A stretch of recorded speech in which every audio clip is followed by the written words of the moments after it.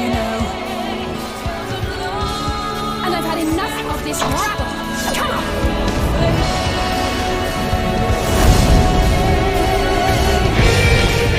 As the chaos spread, the star seemed doomed to unravel, and yet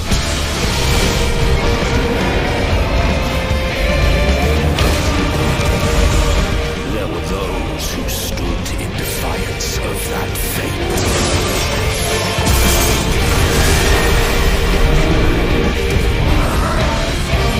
The hour has come, creature. It's all or nothing.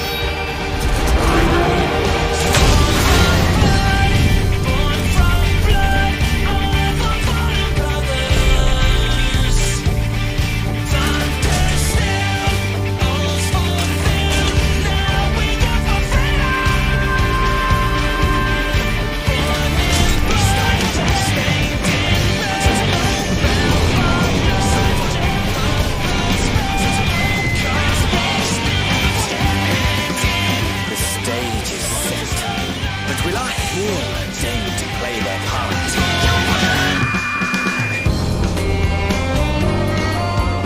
You took your time. 'Tis as we feared. The respite afforded this land was but fleeting. The end draweth nigh.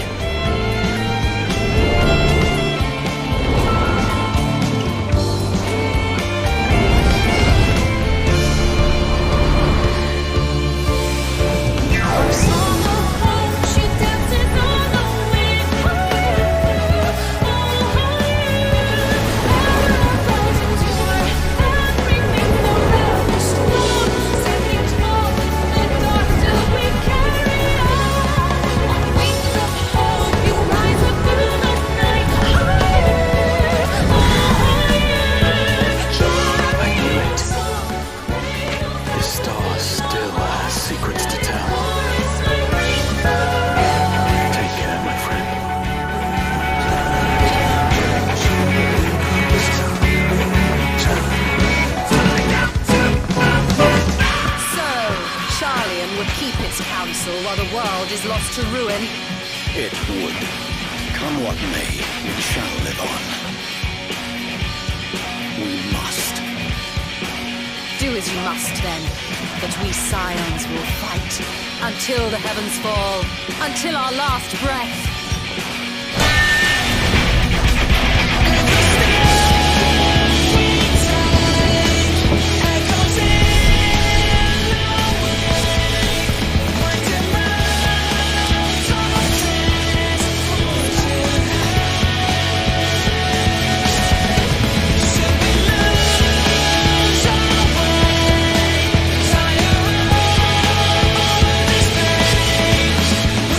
Past the far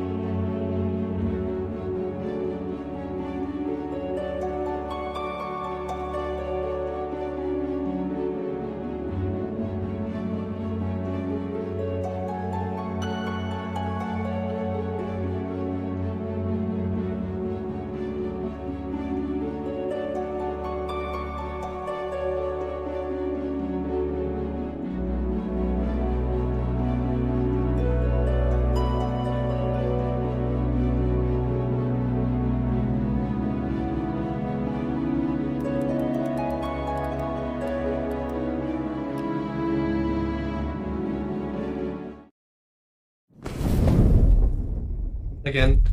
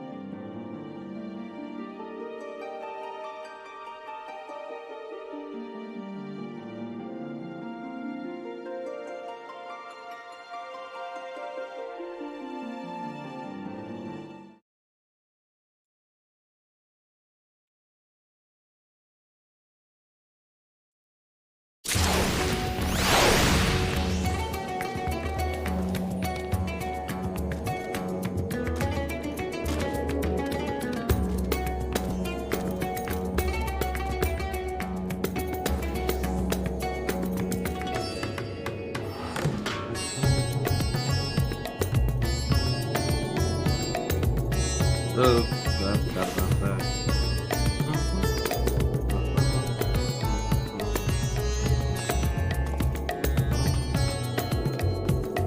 Alright, it's 6 o'clock. Just give me a little bit so I can shut the stream.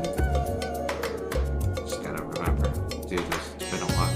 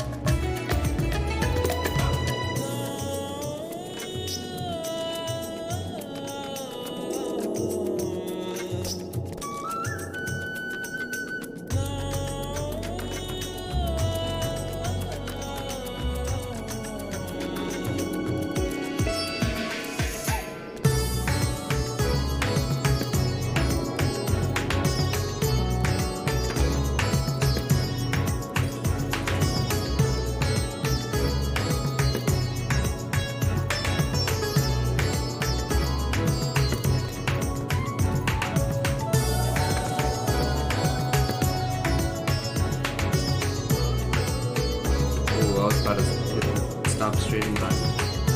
Oh, the game capture stop. Okay, there we go. Hello everybody.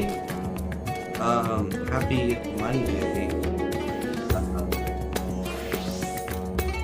Hope you guys are having a wonderful Monday. Father's Day happened yesterday. How's all that? For my family, what we did in Father's Day is just that we went to a Korean barbecue place, and that's pretty much about it. When I got back home, I fucking dropped like a rock on my head. It wasn't even that late. We had lunch, and I slept like hey Debbie, how's it going? Anyways, when I got back from the lunch, I slept like a rock, and then I just slept for like 5 hours. So it was like 9. So yeah, that was great. Still shutting up the stream. Please give me a bit. It's been a while since I last done this. So I gotta find out.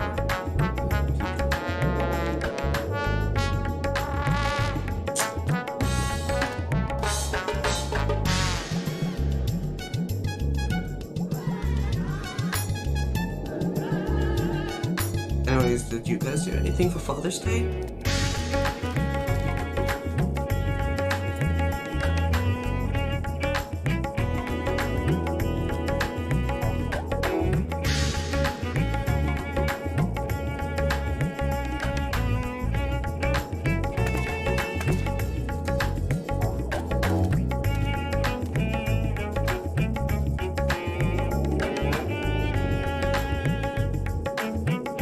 instead of barbecue?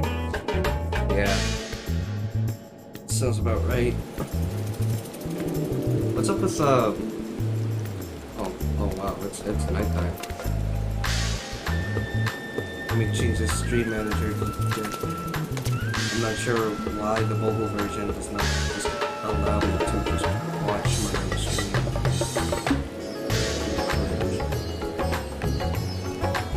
Alright. But yeah, what's up with like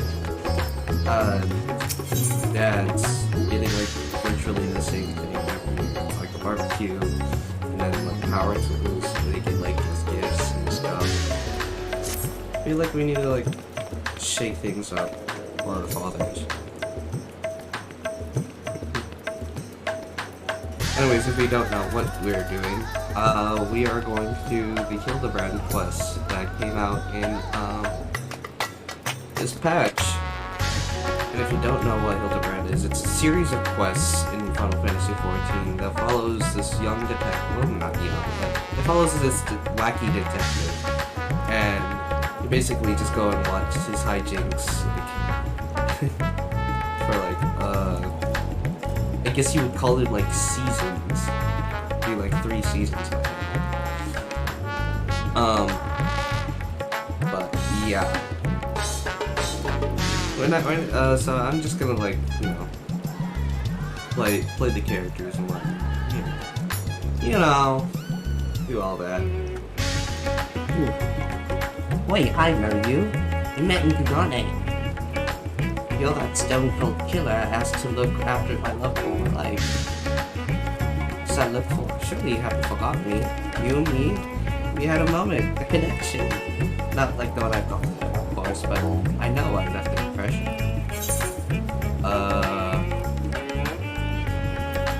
It smells like cheese with all the nostrils. Have they actually stuck it here for like 5 years?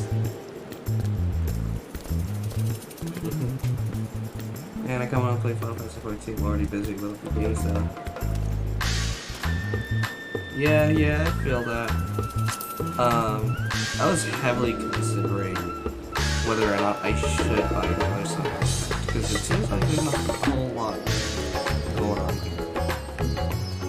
I know I was waiting for Hildibrand a very long time though, considering they didn't do any Shadowbringers, so the fact that it's here now, I just really want to watch it because I really love Hildibrand. Hey, there is nothing creepy about my love. It's as pure as pristine waters of a forest stream. The fair part about the cheesesteak. That's enough about me. This is about Miss Nashu. Ever since she got sucked into that weird portal back east, I've been scouring the world for any sign of her. I was this close to giving it when in huzzah! I found her here in Astatan. Normally I'd be happy beginning back playing the silent invisible guardian, but it seems she's pretty distressed by the plight of her inspector friend. He's here too, but laid up and showing no signs of letting up anytime soon. My Nashu has been fashioning all sorts of medicines and hopes of rousing him back to normal. I mean, I could care less if he kicked the bucket, but I hate seeing her like this. She's liable to work herself to death. So what say you? Will you deliver my dearest Nashu from her plight? You'll find her over at the High Crucible. No doubt slaving for her now bottled. And with that, I'll go back to cheering her on from the shadows. You too, I guess. Now go quickly. Save my beloved.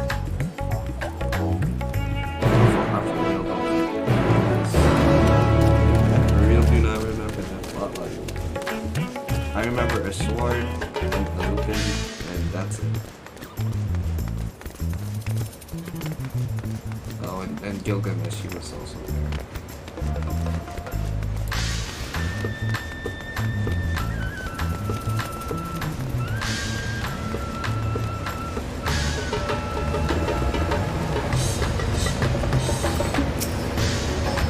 And that's it. About to make this medicine and... How far are you? 14? Oh, I'm pretty much caught up. I'm just waiting for the next patch at this point. Core, Pamala, it seems it's like been forever. Though definitely less than a year, I'm sure. So what brings you to Rasahan? Enjoying this autumn adventure, or nights? I heard about what and you heard.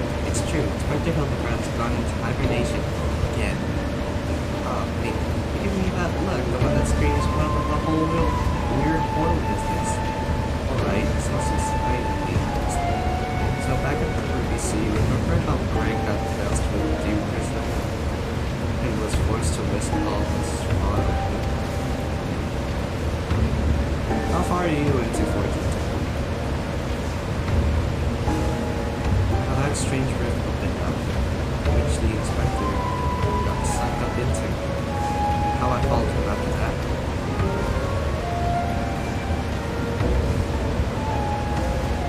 Well, after that, we all ended up in this bizarre place. Couldn't tell from up, down, left, or right. So we wandered, lost and confused. Fortunately, Greg came to his senses and explained that we were in the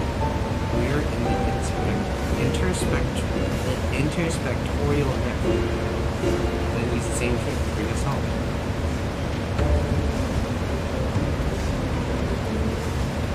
Greg himself stayed behind though. Something about a score he had to settle. Not sure what that was about, but hey, you know Greg. Anyway, we're back now, but the rub is that Inspector Hildibrand has a couple of sides for us. I know he needs his beauty sleep, but it's been awfully a long time. And we have cases to solve. I've been trying my hand at stuff, seeing if I can make something. See if I can't make something that'll get him up. It seems, but nothing seems to.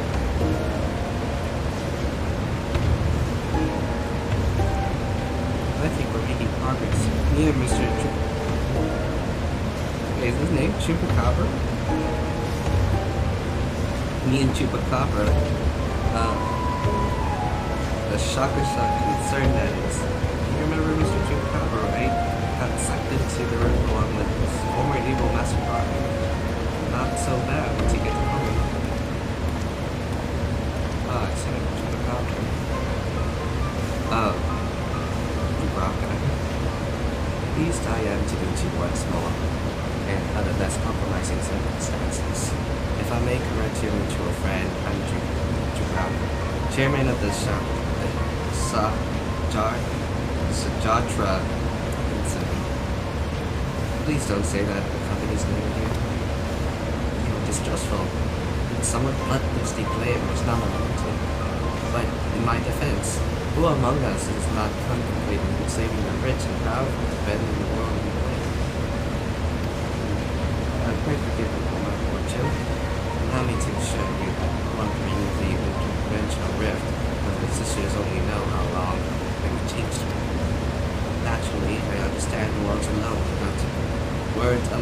will not suffice to absolve me of my sins. Thus, since my return, I operated a humble apothecary, creating some needs for one moment. Furthermore, I made arrangements for his instruction. This assured that I will spare no effort in helping him see the inspector over and awaken him and return to full health. And with that, if you would excuse me, I will succeed to other businesses.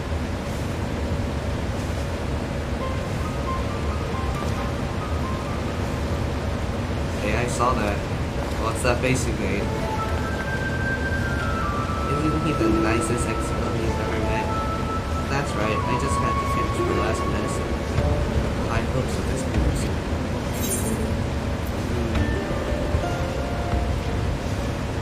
I suppose I ought to get the many romance. By all means, the inspector is resting in a room of the drama. Awake or asleep, I'm sure you enjoy your company. Let's go.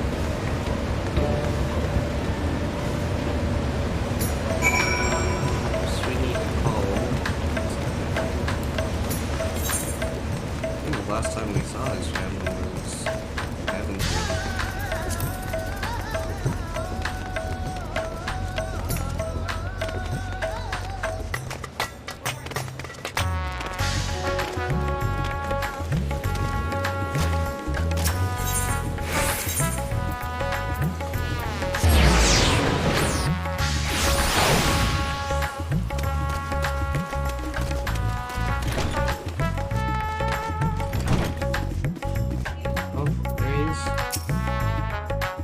Isn't this room nice? This chupacabra has been taking care of everything. I've been paid for red and full. But I'm distracting you, aren't I? You need to concentrate while you examine the inspector, yes? Study the sleeping Inspector Hildibrand. He may move the camera as well as zoom in. Oh. First person. Oh.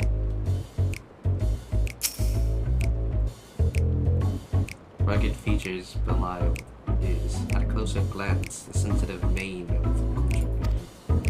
While he still breathes, he appears to be unlocking a deep slumber.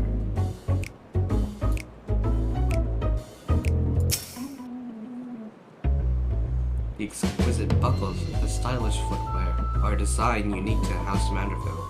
These shoes would almost certainly fetch a small fortune in the markets.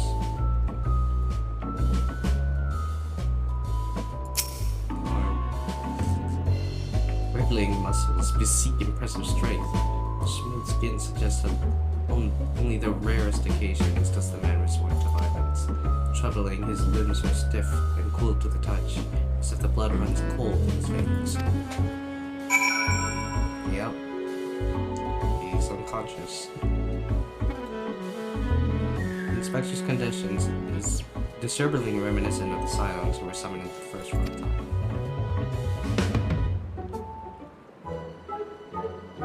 Oh. Good morning. Oh, finished already. Any theories as to what's wrong with the inspector?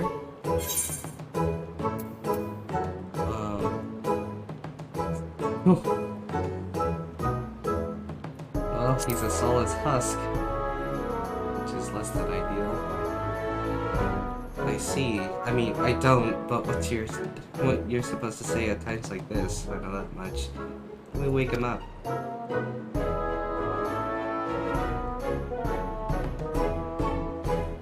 He turned his soul to his body, but where did it go? What is it doing there?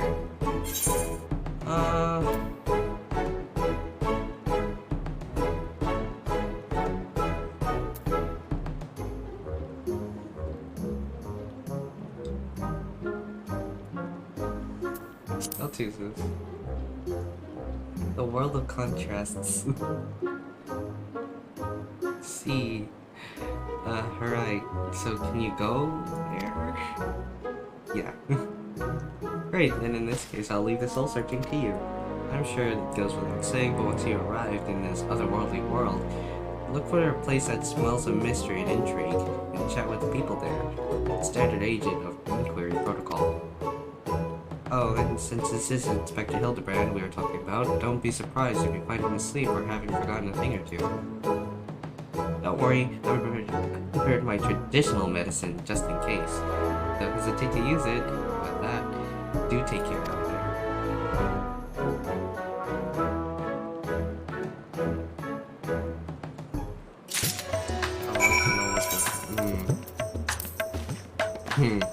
Home explosive with that then shoe with the power to jog once more.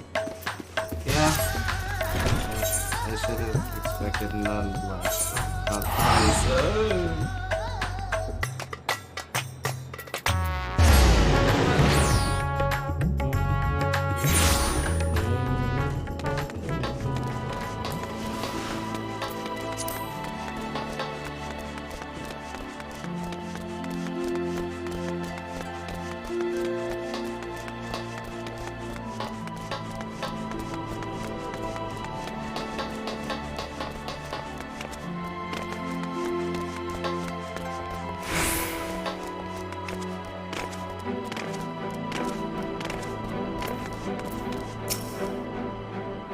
Welcome back, friend.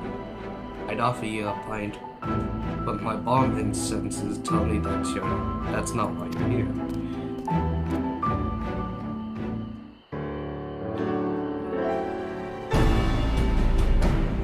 So this friend of yours has gone missing. Sorry to hear that, but plenty of the travelers pass through these parts. Could you describe the fellow for me? Hugh, Burley, wears a monocle. Video.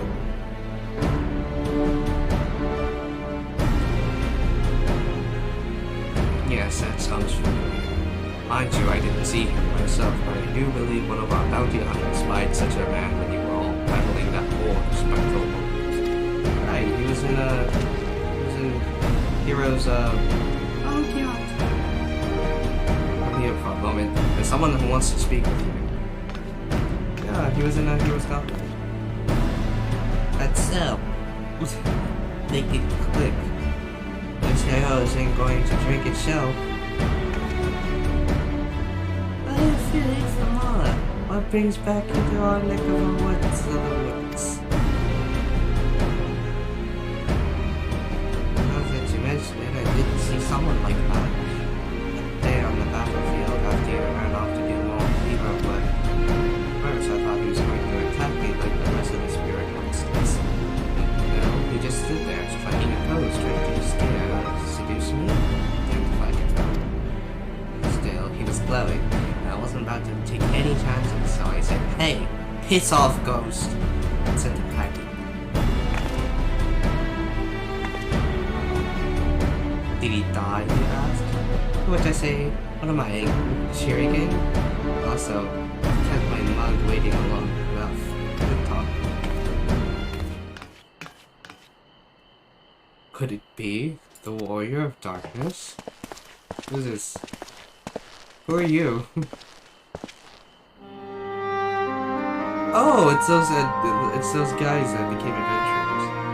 I thought it was your voice, but I was convinced my ears were playing tricks on me. It's good to see you again. Didn't mean to eavesdrop, but we overheard you discussing the renegade poser. We've been searching for him for some time now. There have been sightings in Lakeland, you see. Vonard and I have been tasked with getting to the bottom of it. Little in the way of useful information, though. All we know is that he appears without warning and strikes at disturbing close. It's not caused any harm, if you discount the shock of a strange man gesticulating at your general direction. Nevertheless, we're worried his behavior might escalate. Have you been tasked with apprehending this miscreant as well? I'm not going quite on it. I'm almost gone back to track down a missing friend. I call him a friend per se, but I do happen to be looking for my friend to close it. Your miscreant, I regret to say, might be my friend. The man you're looking for might be one of the same, and why not work together? Between the three of you, you're bound to have better luck. It would be my honor and great help. We're just about to leave together the testimony as it happens. Come and join us in Sullen when you've finished here. We'll solve this mystery in no time. My voice looks good.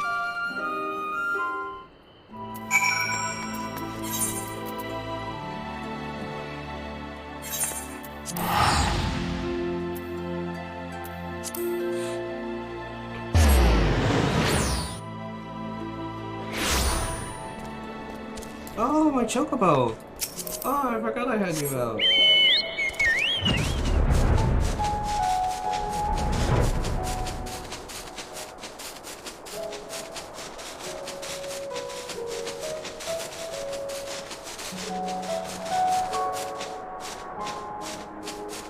Hold on. Is my stream... No, my stream quality is fine. Huh.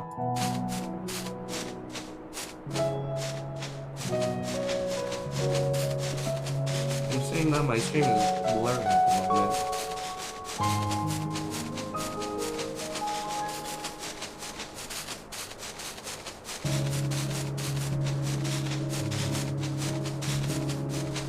Okay. I think it's just my fault.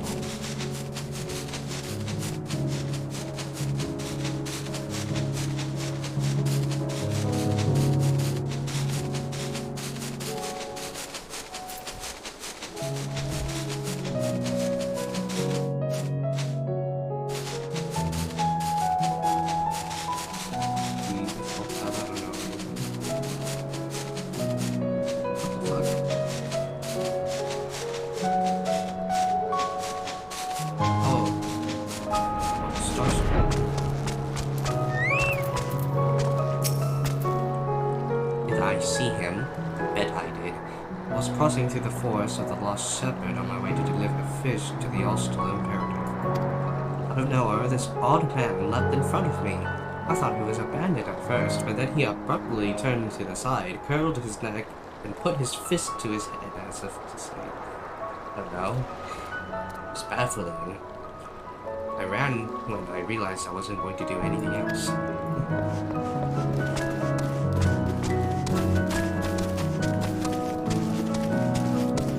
Ow.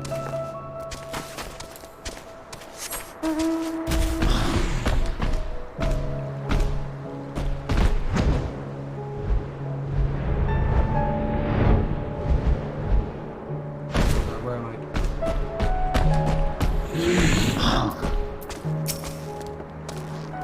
Oh, that fellow. I saw him the other day on the way home from Claremont. I'd enjoyed one too many libations after my battle. I ended up wandering off into the forest. Before I knew it, the sun was dipping low. The sky turned dark, and I was beginning to wonder if I'd never make it home. Then I felt a gentle tug at my arm. Would you believe it? This odd-looking man led me out of the forest and set me back on the road. I thanked him profusely, but then he said nothing in reply. He just struck a pose and walked off.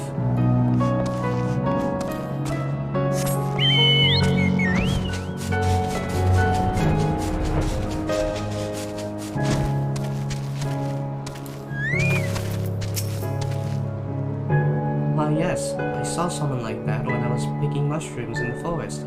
He even spoke to me. I was repulsed at first by his form, but only wanted to warn me that the fell beasts lurk in the forest and I should be very wary. Contrary to appearances, I'd say he was actually quite gentlemanly. Yep, that's our guy.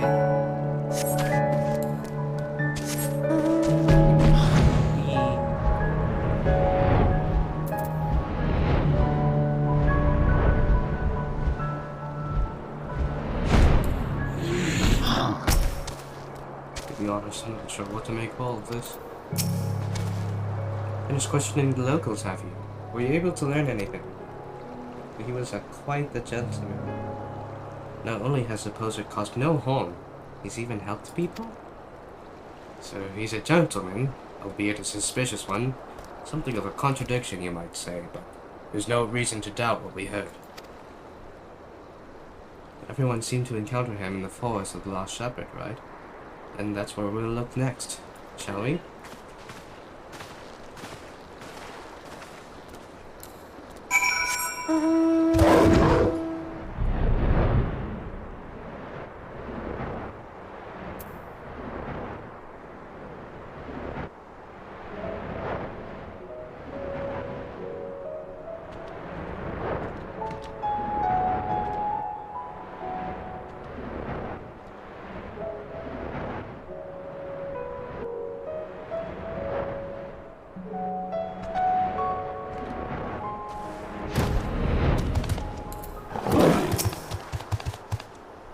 On the other hand, some folks might argue a suspicious gentleman is no more dangerous than a man more blatant in his villainy. His gentlemanliness could be a ruse to mask all kinds of evil intention. I don't think so.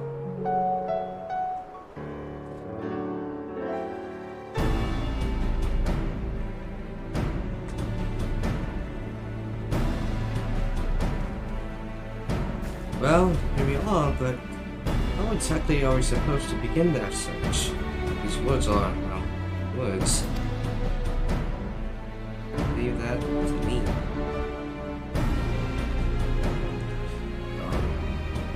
Not a plan, do you? Albeit for me to doubt the warrior of darkness. Show us what you've got in mind, and we'll back you up to the best of our ability. Oh no. Oh no, I'm not gonna do it, am I? I'm not gonna do the dance, am I?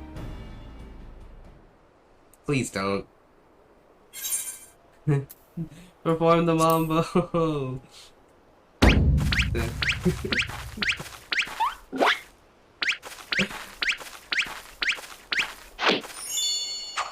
look at the sound effects. Da da da da da. Ring. Oh, it's daytime! We're doing this all night?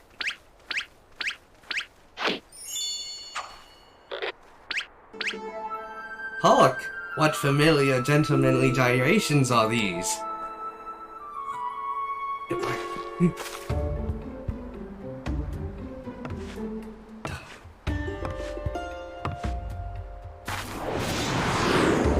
I'm sorry, is he huge? Oh no, he's just really high up.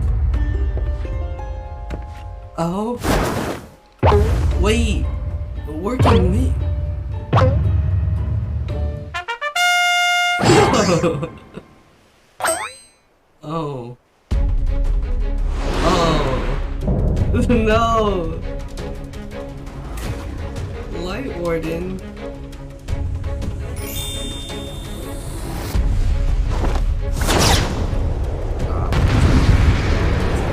Gonna fall on his ass. Yep.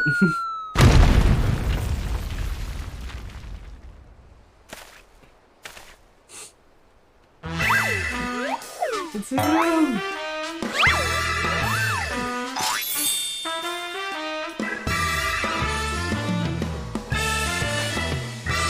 On your guard. It's a Sin Eater! Oh wait, that's no Sin Eater.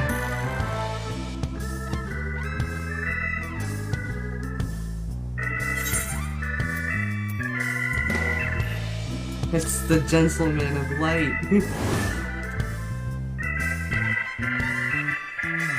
Gentleman of Light. Who is this Gentleman of Light whom you speak? I am the forgiven gentleman, devourer of sins, Light Warden extraordinaire. Nay. You occasionally moonlight us onto the oil lamp, but trust me, you are expected.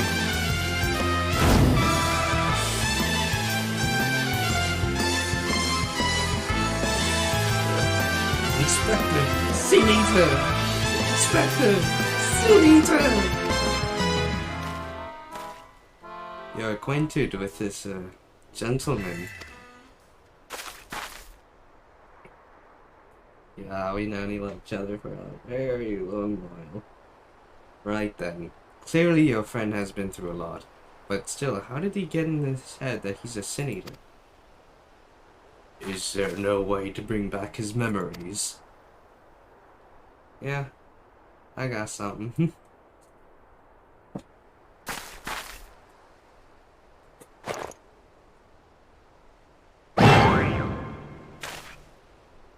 Explosive! We're still trying to save him, right?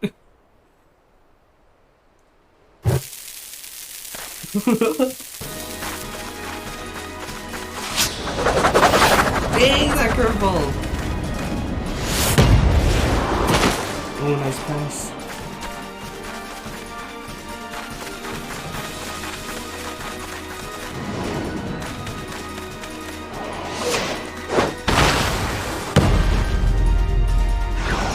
Oh, look at the same.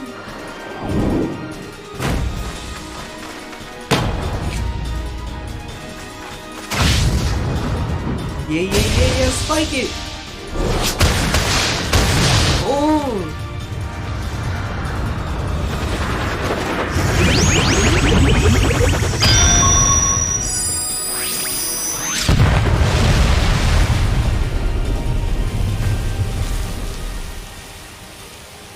Those are claps.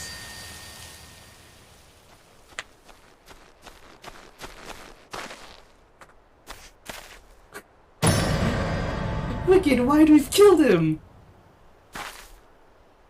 He's not dead.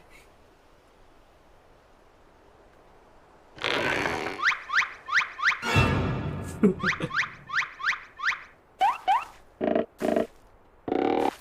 the mocap.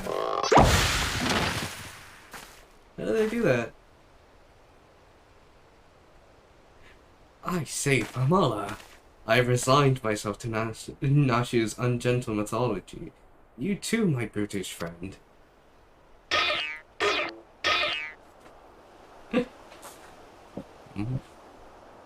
But never mind that. I do not recall being this world quite being so purple.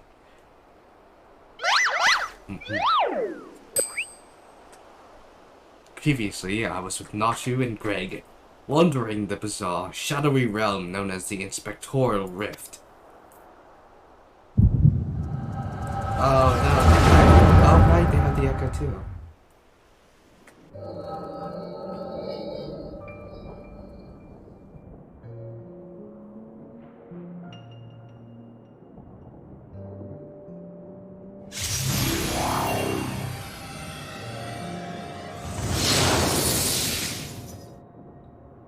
Who am I? Where am I?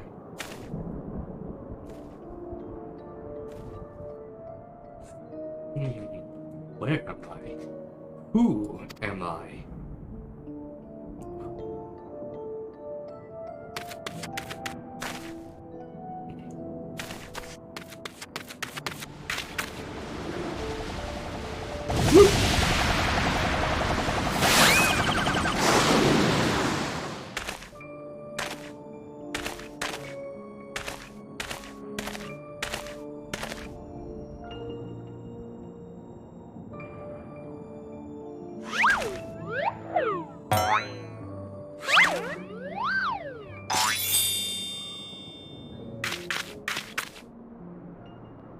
Sickening light, aggressive posturing.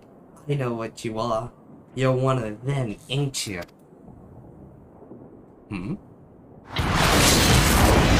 What you need is a good old-fashioned walking deck.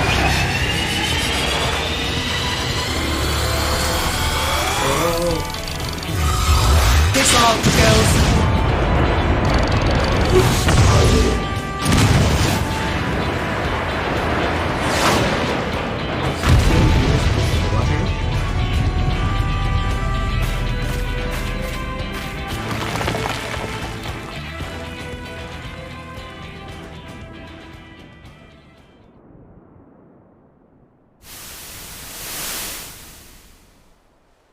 Oh. Well, he never left. Because he can't die. Oh no. Isn't that just Lean? No. No, that's just the Senator.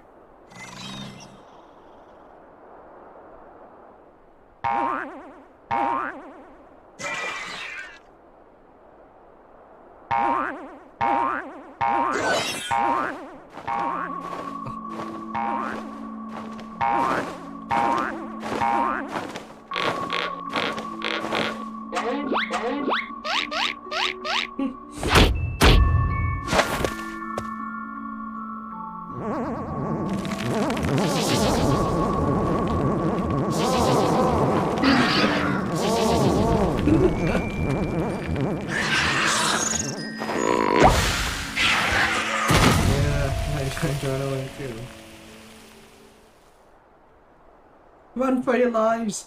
It's a Sin Eater!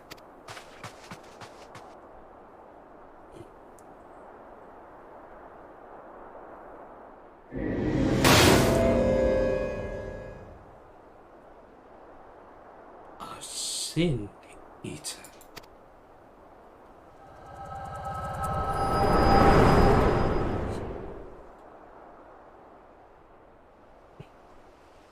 Oh god. That took the entire afternoon? I'll be damned. I saw a vision of the man's past.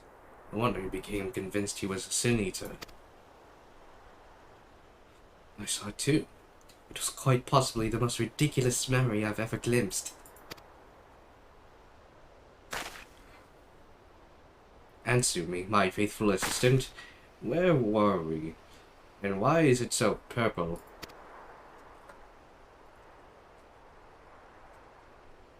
Yeah, transported. The first what? Are you telling me we've somehow traveled to an entirely different world?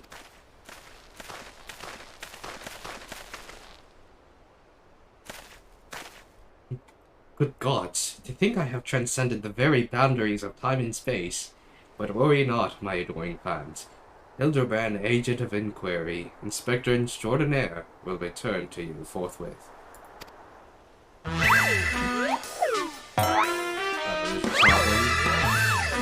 Crystals and blood.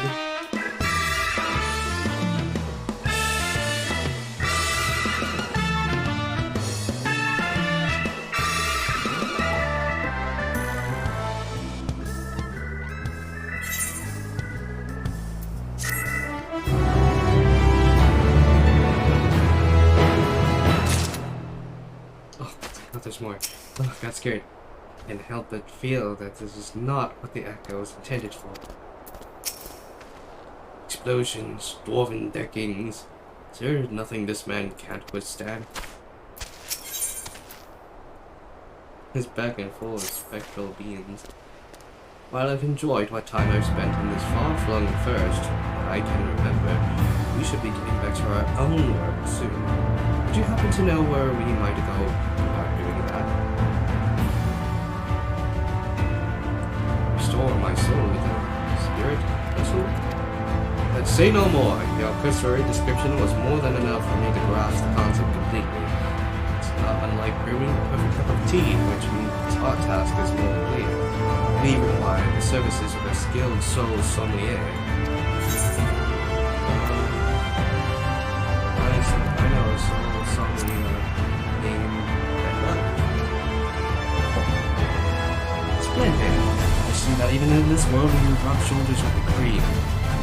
Let us pay a visit to this buffet. I'm not sure what you want to do with souls, but you require blood assistance in case we can help. Aye, they've aided us time and time again. I reckon they do the same for your friend here. Come with us to the cabinet of curiosity.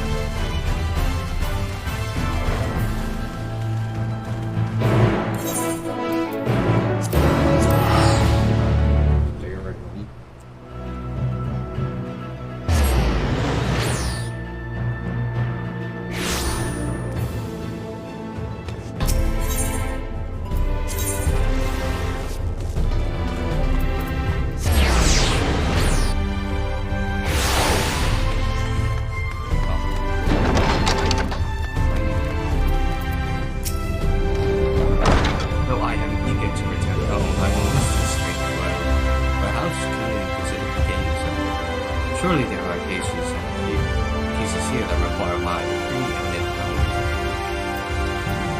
We should discover seeing this is in front of the warrior doctors herself, I should have known. It's Hildibrand is no They're ready to hold it up.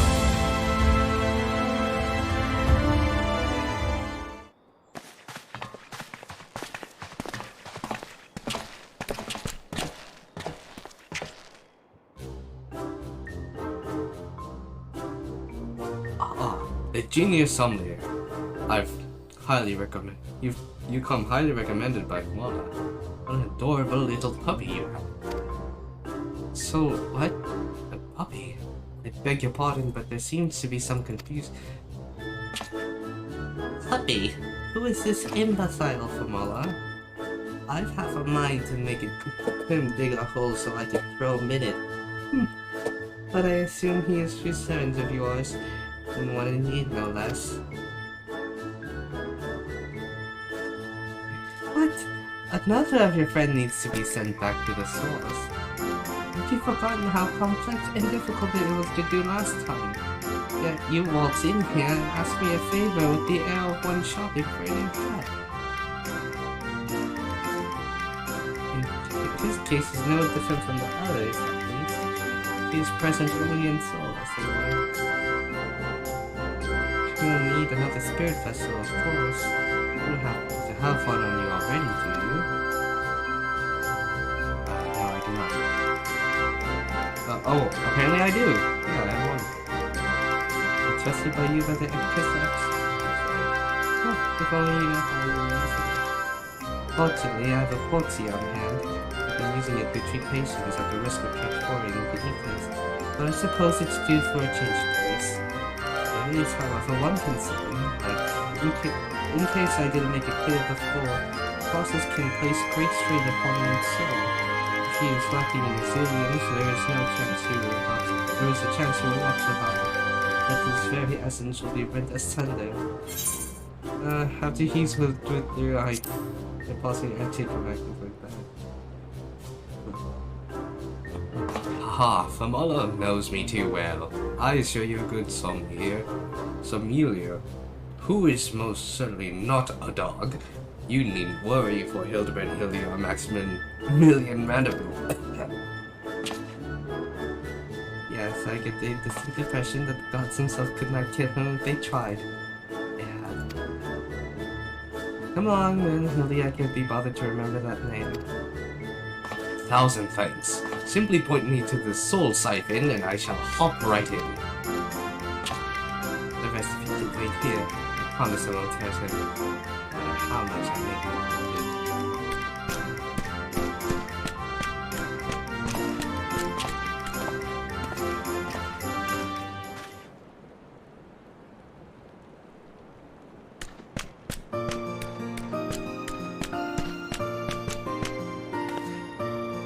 You will be pleased to know that the process was smooth and uneventful. Honestly, I was hoping more of a challenge. All you need to do is take the spirit vessel back to the source and bring it in contact with its corporeal body. You should awaken immediately with his soul and memories. Well, that was simple. If there's nothing else, Volnord and I should be going back into our duties. It is a pleasure, Famala, if all too brief. I won't pretend I understood even a fraction of what happened, but I'm glad I was there for it. Till we meet again, rest assured that Thalia and I will be doing our damnedest to look after the people here in your absence.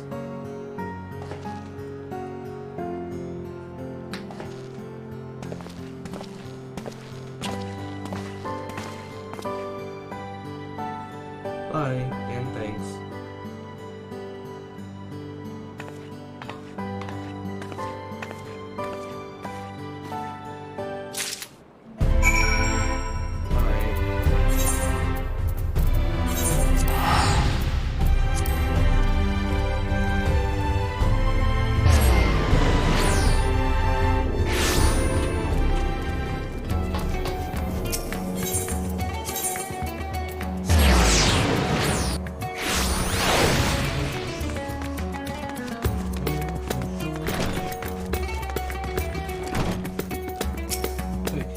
You're back, and not a moment too soon. We have an emergency on our hands. Uh-oh.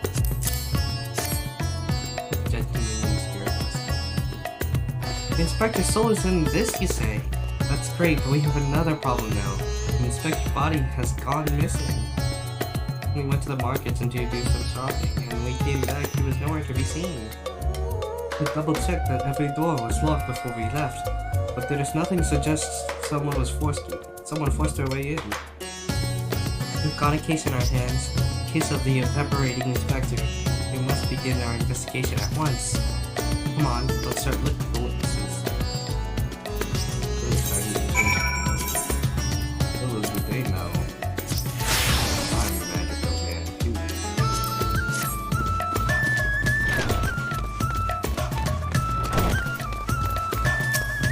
Hello, did you see a body? Did I see anyone get carried out? I was too distracted with stock ticket to make note of any comings or goings. Sorry, I can't be more help. You be stupid. Yes, that is most distressing indeed.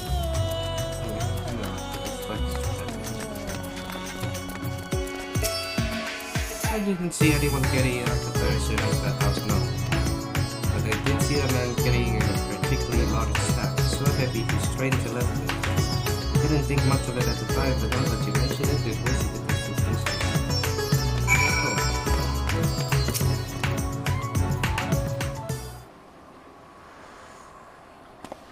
oh. There you are. This man says he has vital information that will help us in our investigation. A pleasure to make your acquaintance. I'm Delian, editor-in-chief of the Daphnean Truth, a monthly publication devoted to exploring the unexplained and otherworldly phenomena in our island. Your companion shared with me the news of your friend's disappearance, and I happen to know precisely who it was in this incident, but but I fear you may not like the answer, for the kidnapper is not of this star. They come from the heavens, from beyond the great expanse.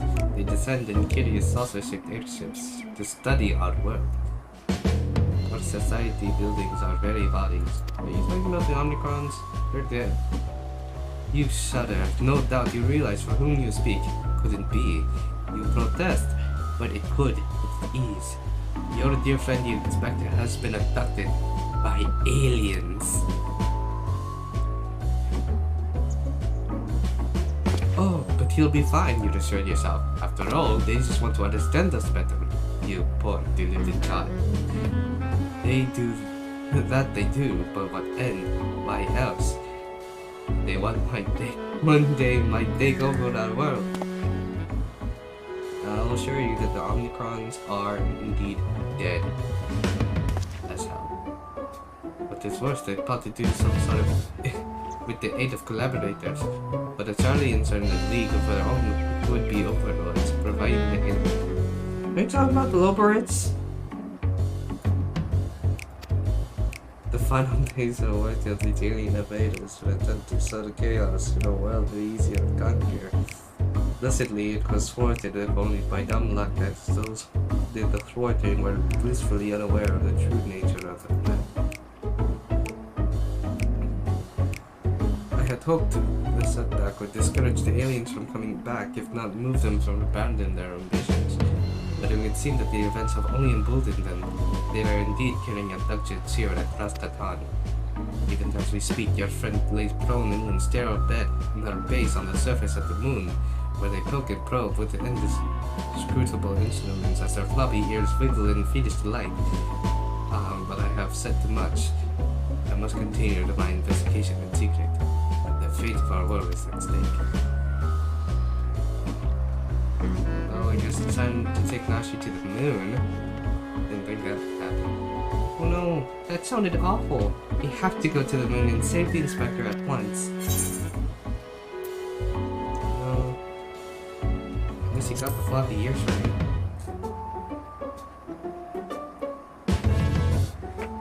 So you don't think the Inspector is somewhere getting killed by aliens? If not them, who's probing him? A man carrying a suspiciously large sack. Sounds promising. Maybe someone else can tell us more.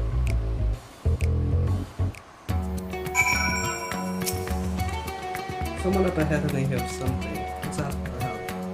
Oh yeah. Last week I wanted to walk with him. When I saw Inspector Hildibrand, it will be that man in a large sack. No. With the large sack.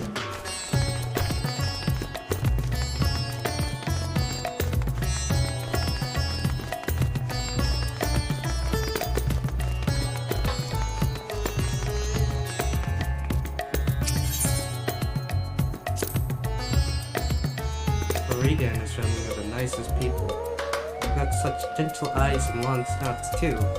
Longer than anyone I ever met in more years ago.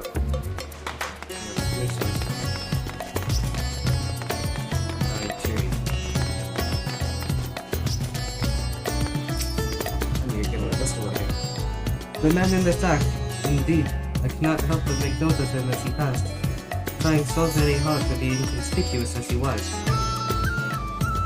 He descended to Atzel's path, then went over the mountain, where he met with a merchant, I believe. Such a hefty sack it was, my mind was racing with the possibilities of what it might contain. It had to be a man, right? You have to hunt down that merchant.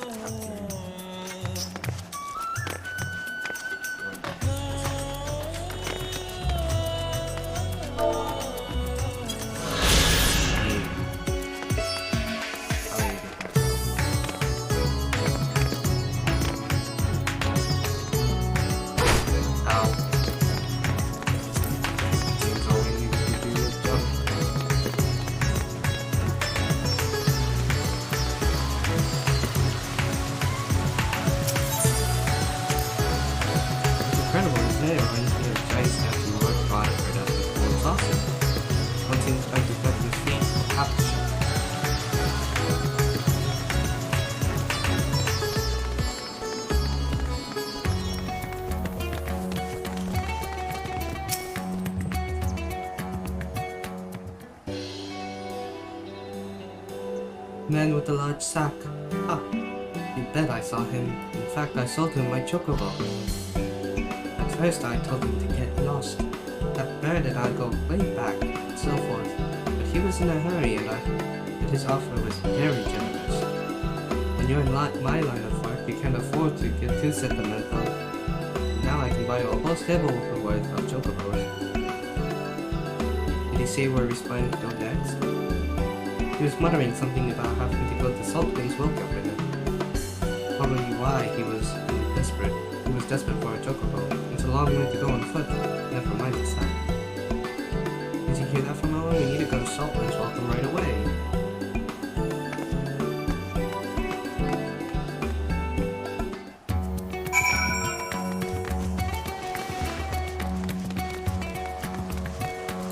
Oh wait, isn't that outside?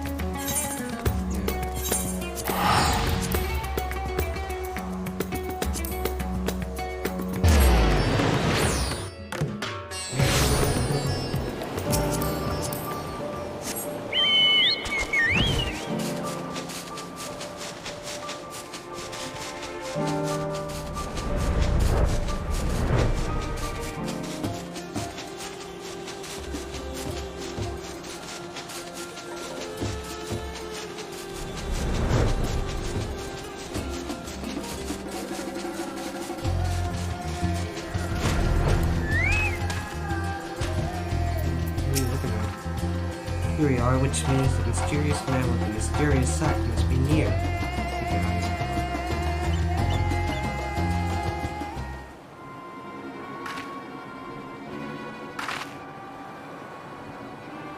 Over there, that man is definitely up to no good.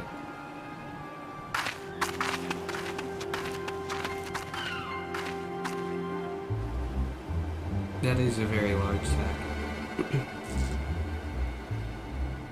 Maybe he's waiting for his co-conscriptor? Should stay out of sight and watch what happens. Yes, this is very out of sight. Just two Nakode standing here in the sand between two rocks.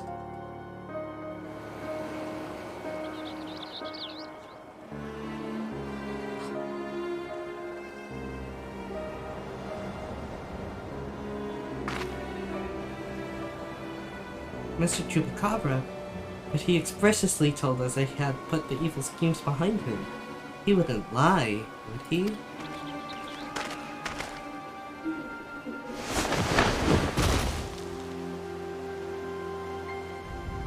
The goods appear to be at non-quest for where.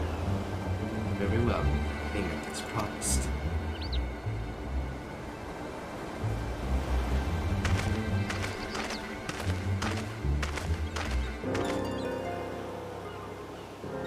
Client will be most pleased.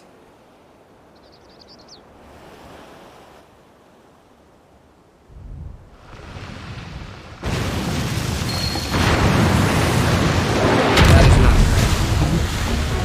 That is a real big.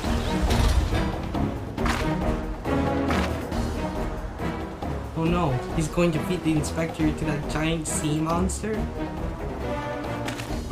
It is an honor and a pleasure always, Dr. Lavelle. How do you pronounce that? Gay? Gay? I have faced a specimen will meet your satisfaction.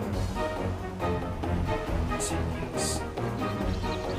So this is the one to be the strongest, most resilient in the world. The mandible man. None other. He has weathered countless explosions and a multitude of martial bruises, including a devastating suplex I myself did witness.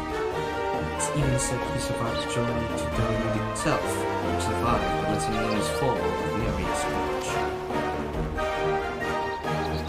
Most fortunately for us, he has fallen into a coma from which I am sure he will never awake. You are free to do with his body as you please. Even the mightiest of warriors can't fight while asleep. Those meddlers may have gotten the better of me and my beautiful boy in the Tower of Babylon. Next time it will be invincible, and this body of mine will be. I will exact a bloody, glorious revenge. Forgive my boldness, Dr. Legay, but when I expect the rest of my payment, my debts must be paid. Worry not, and let Rory God forgive. The vast fortune of House Produce is entirely at my disposal. I shall shower you with wealth, my lord of India. And gladly I shall accept the spoils, Doctor, and resolve never to renounce my wicked ways. For surely this time, some milk comes. Comeuppance is here, bitch.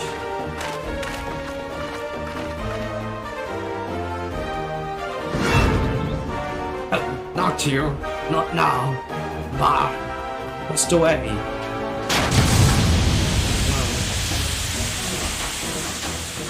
No.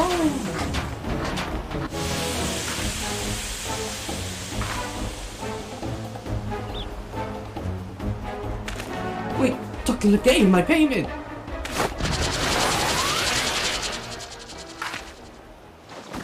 Wake up, Inspector!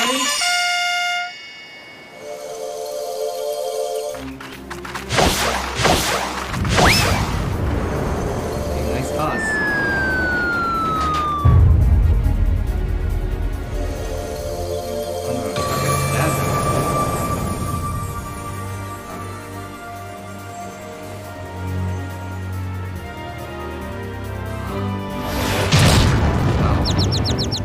No, he's unconscious. Could it be? The world's no longer purple.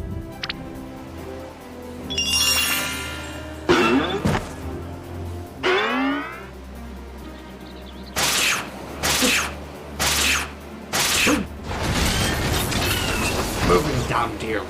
You're supposed to be the comatose centerpiece of my glorious revenge.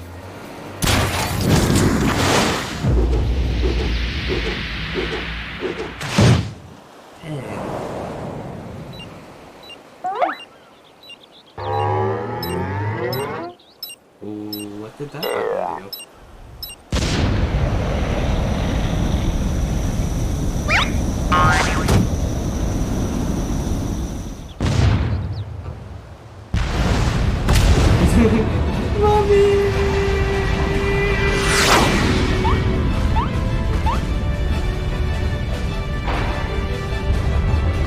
He is coming back, right?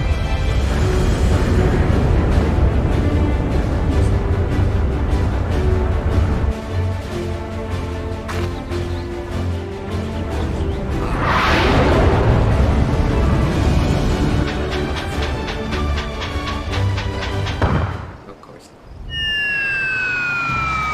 Not again!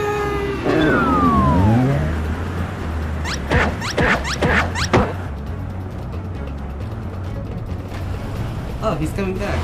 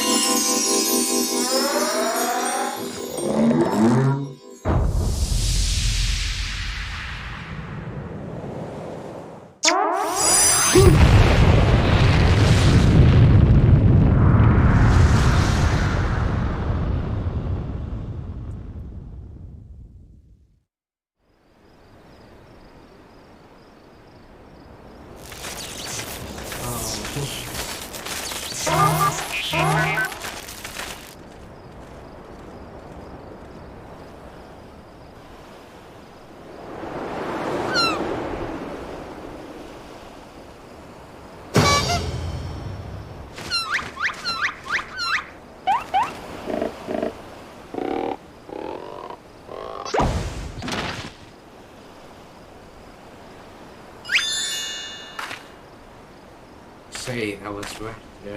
A dramatic series of events to awaken to. But more importantly, after a brief detour, I find myself in my own world once more. My most sincere apologies for causing you such trouble, my loyal sisters. But rejoice, for Hildibrand, Agent of Inquiry, Inspector Extraordinaire, has made his triumphant return.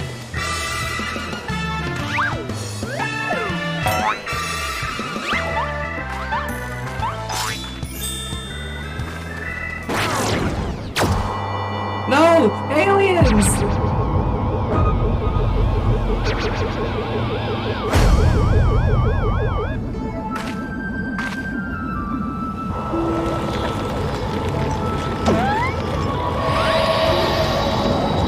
Come on, we just got that.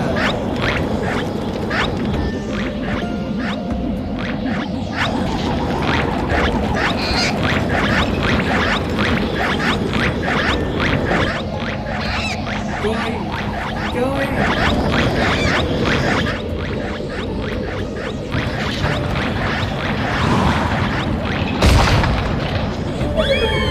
Oh, not yet.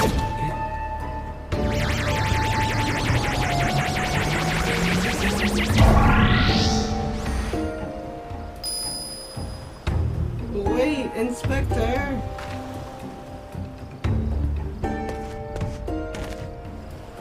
I knew it! An alien abduction! And to think that I would have the chance to witness this with my own eyes. This month's issue of the Glandulous Truth shall be the best one yet.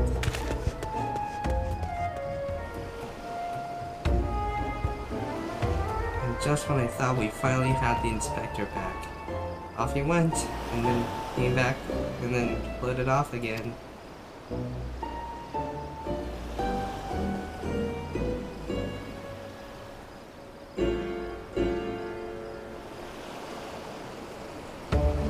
We are reading an Ultima Thule. Right? That wasn't a green check mark, was it? No, there's more. And it's raining. I know it's not the first time that he's taken to the skies without warning, but still. It's always a little disappointing. Still, there's no use crying over flying inspectors. Let's return to Rostam. Oh, I can get him back again. Let's need to find out where he landed. Usual.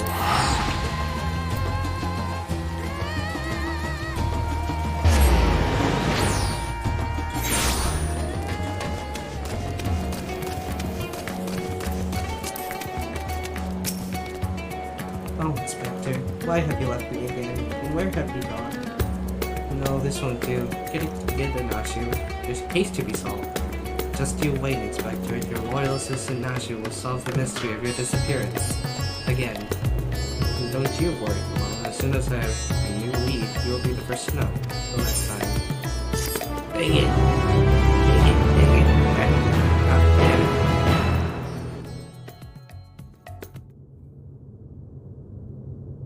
Oh. Meanwhile, in the Maryland Meteorium. That's the moon. Oh, thank God he's the moon.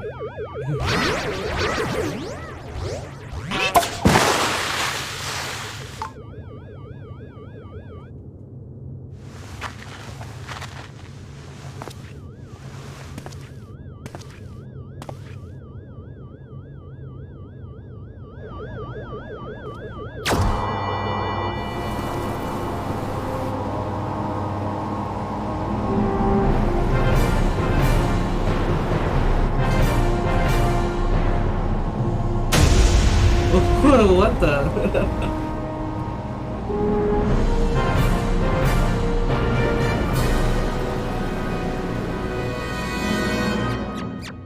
Aww, it's so small.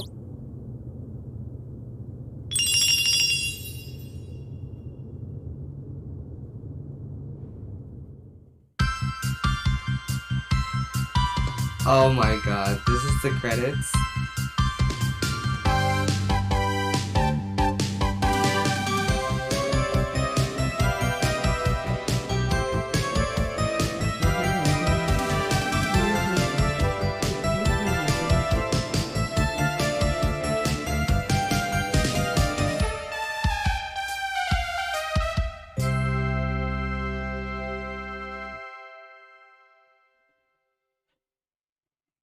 That was nice. Ah, I cannot wait for this episode. First down. Got it. Anyway, that's not all that we're going to do. We've got it. For the next thing, we've got to go to Old Shop.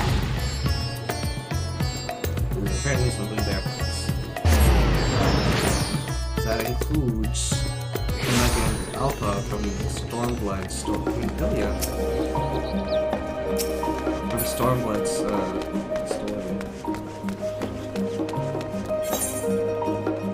I'm just gonna find it first.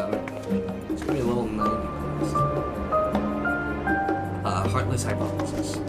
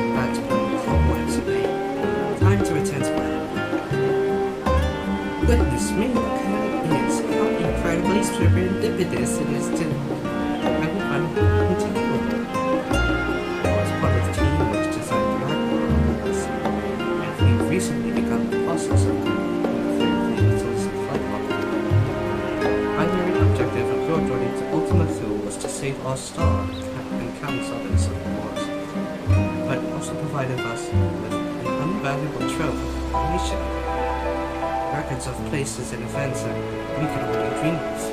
Your safe return give us much to think. So it happens, one of these things we pulled from the log was a transmission of unknown origin. Something this ship must have intercepted during its flight. We have believed it to be an audio message. Even our most intelligent linguists have been unable to decipher the language. For a while there, it seemed we must accept defeat, but today may be the day that solve this mystery. If you were so inclined, you would care to go along to the Found Museum. It seems fitting to have one of the Redwood's original passengers present to the history. Yeah, you do.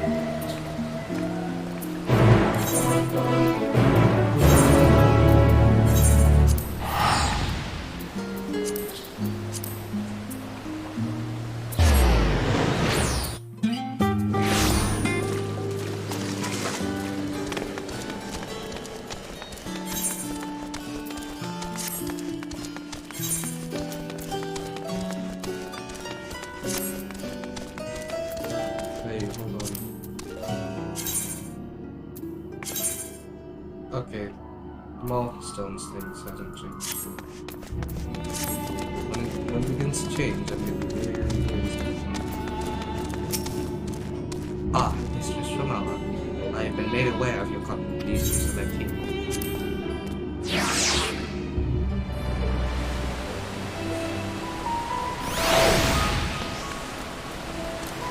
Look at a flown. Look at a flown down there.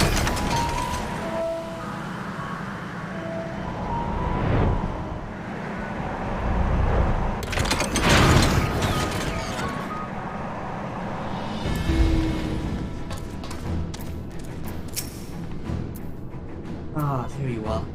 This is where we were to meet the engineers from Glandulous. I'm told, potentially the key to unlocking our mystery transmission. We should be along in a moment.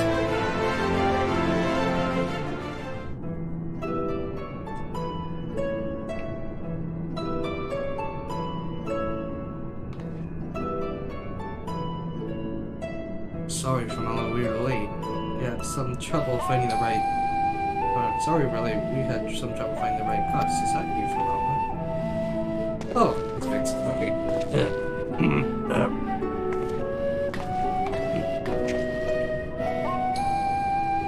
Yes, the woman herself. I ran into her at the harbor. If anyone deserved to hear this message deciphered, it was from our shop. No argument there. But lucky me, I don't have a knack for being in the right place at the right time. This actually has to do more with you than you might think, so please, stick around. Shall we pick up when we left off then? As I was saying, we think the transmission of the Ragnarok intercepted was a message of some kind, albeit in a language entirely alien to our lives. Alien being the operative word here, considering we received a message out of the great expanse, its origin was likely some distant star. Unfortunately, our list of all four of the allies is presently with us short. Thus, we are assigned to the fact that the meaning behind the message will remain beyond our understanding.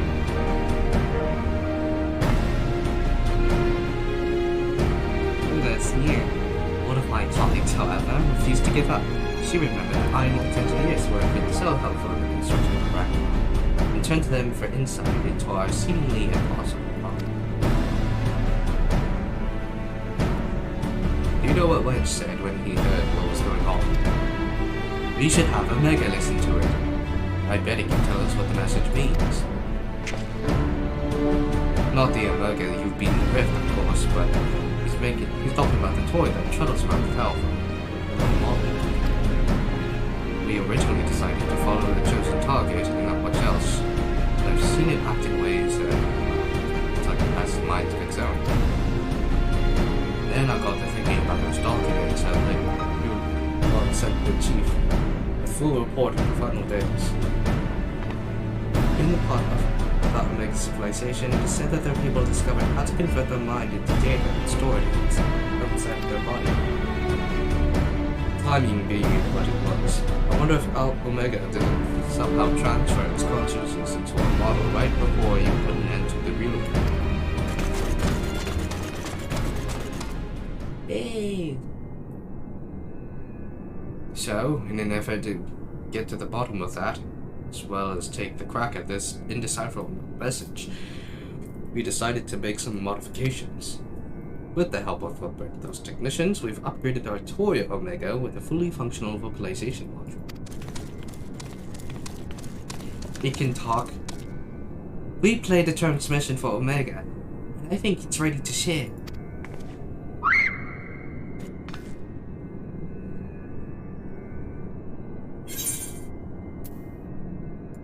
Are you in there, Omega?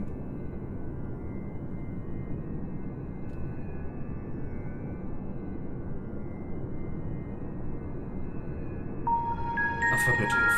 If by Omega you are referring to my consciousness, rather than my entire form of chassis, existing inside this considerably smaller frame. Prediction. You will formulate several misconceptions. These I shall preemptively dismiss based on the following facts. 1. Vocalization module aside. This chassis remains unmodified from the design constructed by the engineers Biggs and Wedge.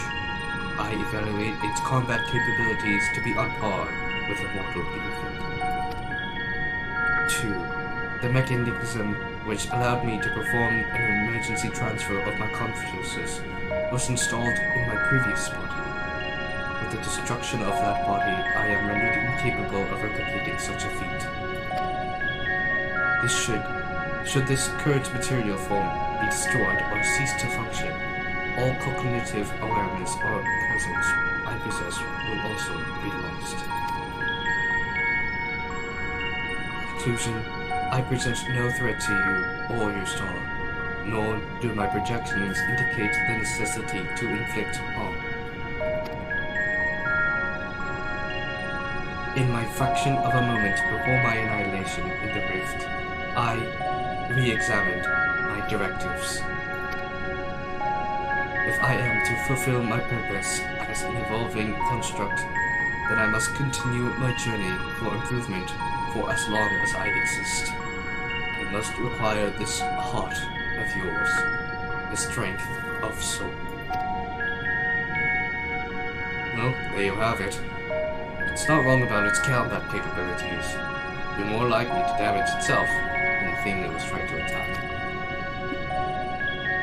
It can fly though, I've seen it fly though. But let's not forget the reason we brought you in here in the first place.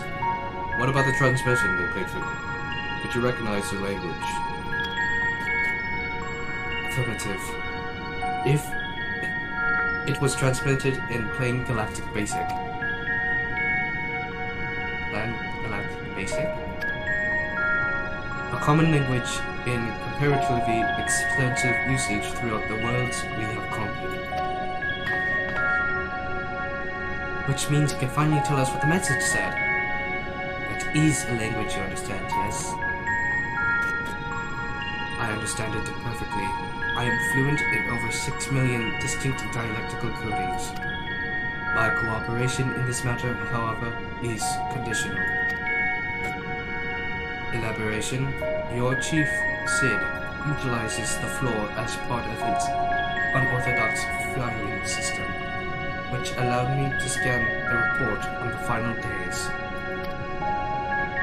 I am aware of that my home star, the one you call Puffertron, was obliterated in the aftermath of Sir Meteor and Meteon's meeting. The existence of dynamics has not previously factored into my projections, but I am now comprehend the concept. What fails to compute is why the Omicrons were not immune to its effects. Dynamics should have no influence on a race which possesses no heart. And yet, Sir expressed to Meteon a desire to cease existing. Illogical. I must pursue this anomaly further, until the full equation becomes clear to me. I must analyze all elements of the final days, and deepen my understanding of the heart's intangible properties. To expedite this process, I require an external interpretation of these sections, with the report which continue to produce errors in my calculations. I request the assistance of Famila John as one who experienced the ravages of ultimate despair on multiple fronts and displayed immeasurable art in engineering my defeat. She is the optimal choice to fulfill this role. So we either agree to your conditions, or you tell us nothing. I'm sorry to put you on the spot like this, Famila. If you have the time and the patience to spare, we'd all be grateful if you could humor the toy's demands. It's not a toy anymore, though. It's Omega. As Alpha tips off. I suppose the subject was a bit technical. Rouse yourself, Alpha. You must listen and consider these matters, even as I must. Then, why don't you make it a trip out of it? You know, actually visit places as the things Omega wants to ask. It'll make explaining stuff easier for one, and also keep Alpha awake and alert. Yeah. Of course. Omega has been outright terror to us in the past, but it's almost strange how little it frightens me now. Hell said it's trapped inside of that tiny model. It follows Alpha around with a hunter. But most of all, I remember that she told me how much it suffered as a child. I bet the Chief won't see this one coming. Once he gets over the shock, though, I don't think he'll want us to destroy Omega. Nero, on the other hand, he'll want to use the model for some dangerous experiment. In fact, maybe we should put off making a report for now. What a remarkable development. Biggs and Wedge told me much of your encounter with Omega before we began. And now we have the Omnicron's weapon talking. There's so many questions I am simply dying to ask. Back when we were first exploring our operations, we did actually consider paying transmission into the inhabitants of Ultima. The problem is, we will be dealing with beings recreated through that virus. Their communication is based through emotional energy and lighting. Anything lacking that vital component will likely fail first. The rules put a record to message. The rules well recorded methods, so we focus on the resources we have at hand, never dreaming that the solution would be all that we follow. Wait. I see you have chosen the mutually beneficial option. Logical. Setting aside the matter of Sir, there are three elements of the report on which I desire clarification. The first of these concerns the progression of the final days of the last of mine. I recognize no pattern in those who succumb to the transformation and those who do not. That's a bit of a track if you wanted to chat with locals. How about we lend you an answer? I do not require such uploaded technology. Comal's transportation spell is the most efficient option for long-distance travel.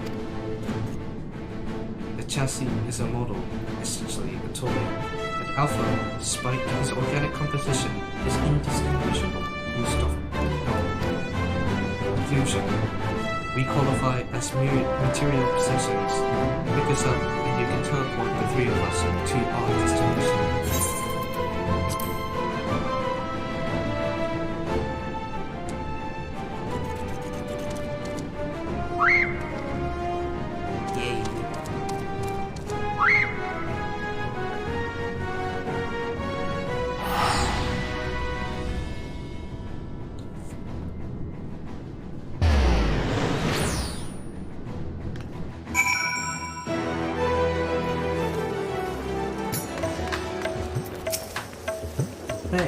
Claire.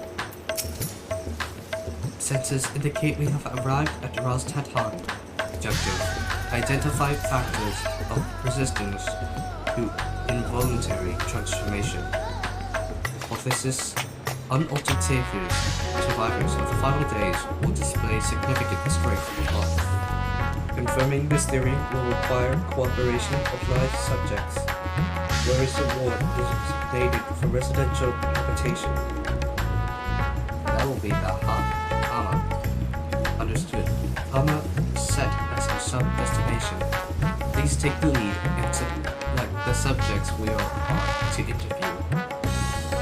Hey.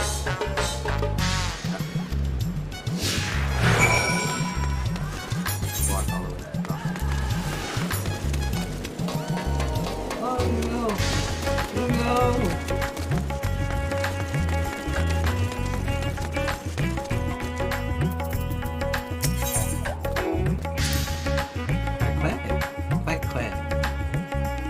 Alpha chirps enthusiastically, apparently unfazed by the prospect of climbing the stairs. Warning: please avoid stairs whenever possible. My projections indicate high risk probability for accidental slippage, leading to catastrophic structural damage. Stepped inclines also increase my energy consumption by 63%. In mortal terms, they tire me out. Taking into the account of the difference in individual limb length, the design is inherently flawed. The convenient step height for one is an exhausting trial for another. Where I to oversee the civic design of this settlement, I will construct a sloped conveyor belt with enabled automatic transfers, zero personal energy expenditure. Okay, so don't take the stairs, got it.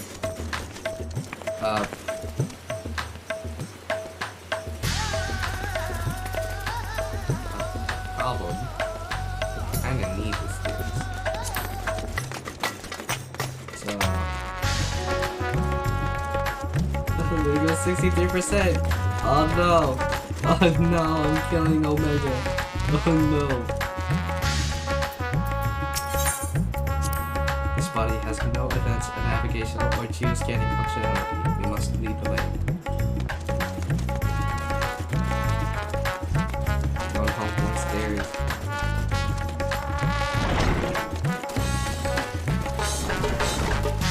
Omega should be tired by now.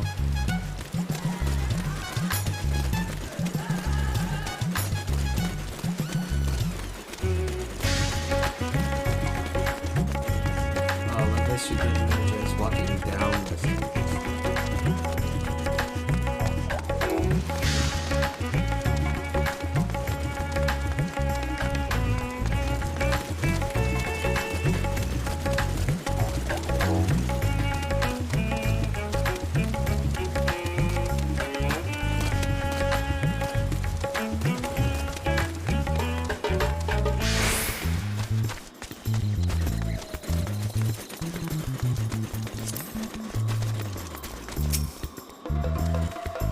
Hey, don't I know you?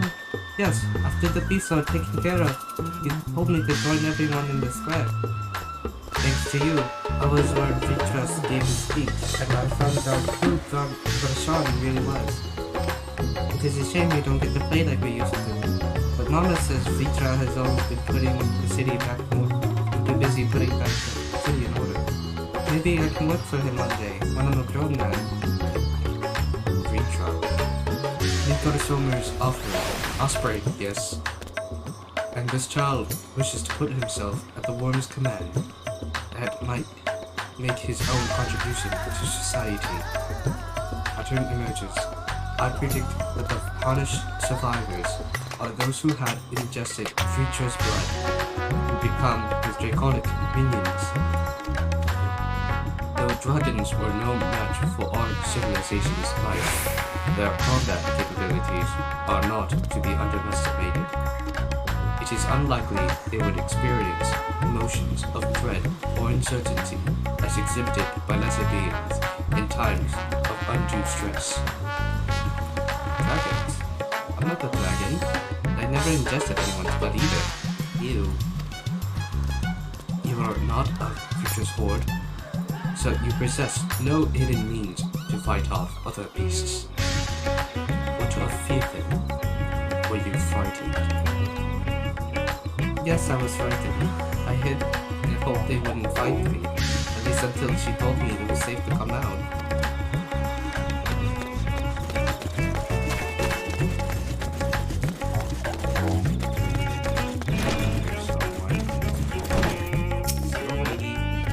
Oh, hello again. You're the one who asked me questions about Cascal. I'm glad to see you looking well after that unpleasant place. I remember the burning skies and hearing the screams. The truth be told, I was still confused as to what actually happened. I didn't know that it was unusual for entire families to go missing. Many of my neighbors' houses lie empty even now. Katsal's place is one of them. He had no close relatives to speak of. He heard it was members of the consultant who were keen to remove his belongings. What a terrible thing to have to do. Terrible. Katsal's passing was recorded in the report. Clearing out his domicile and rendering it a new habitation seems an appropriate recollection of resources. If me with the careful political corruption, of course I'm not against making use of its quarters that would be wasteful. It's simply that Katsal is always such a very close person, but their passion overstreams slowly long. Feel the same sorrow for everyone who has lost, seeing the remnants of those vibrant lives put away in boxes. That is what I mean by terrible.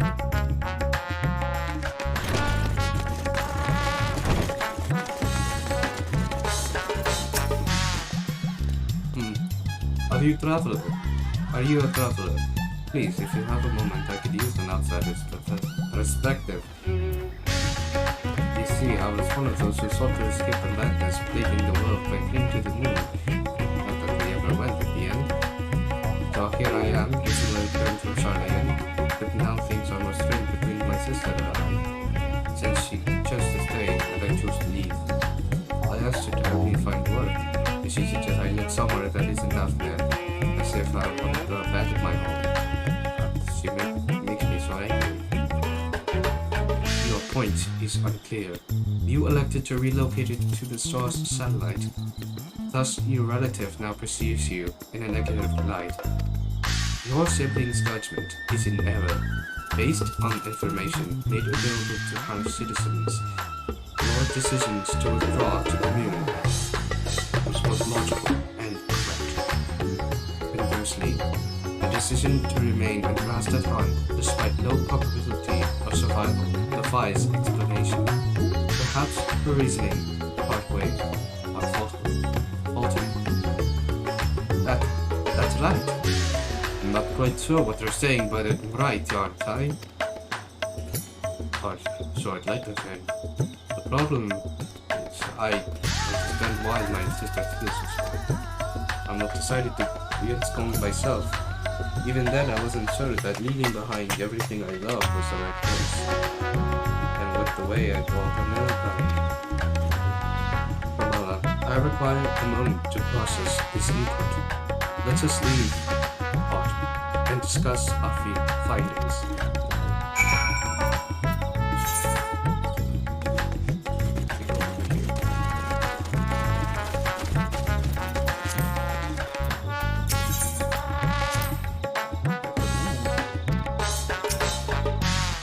Processing data, evaluating hypotheses against accumulated evidence.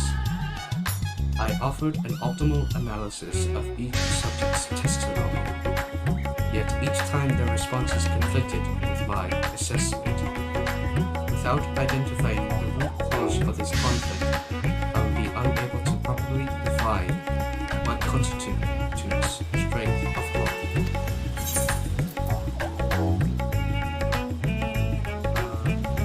Perhaps the heart lies in conflict.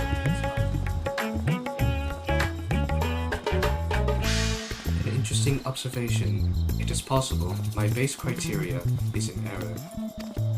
In which case, it is imperative that I continue this learning process and repair any fundamental misconceptions. Next, I wish to interact with an individual who endured similar circumstances to cause harm. Prior to this transformation, are you acquainted with any local merchants who dealings with them? Ah yes, I'd say that. But whoever that is, Jinaba of Revoya Fibers, acknowledged. Sub-destination set. Oh. We gotta walk there again.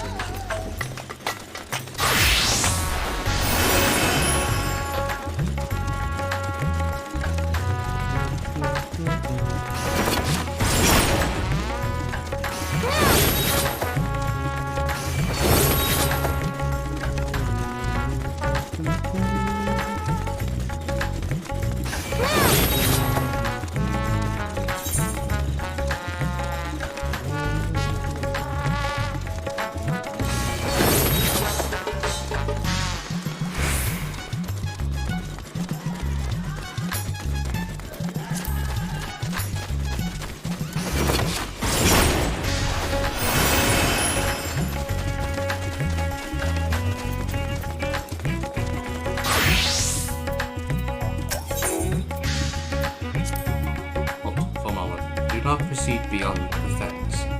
In this body, birds of that side represent lethal, unthinkable threats. They will peck my casing apart, searching for meat that does not exist. Conversely, Alpha can correctly identify my absence of nutritional content.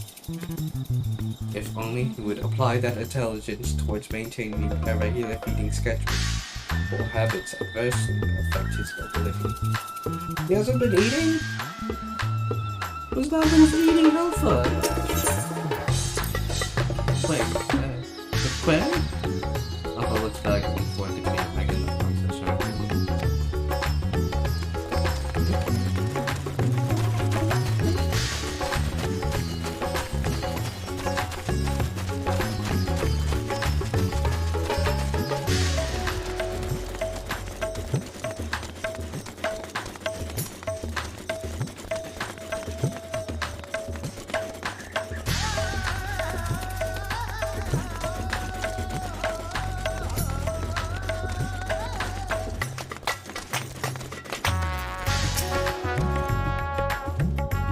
Well, it is. I must thank you again for your help on moving the house. The Recovering from those tragic events must have been difficult, of course. But with everyone pulling together, we have managed to get things back up and running.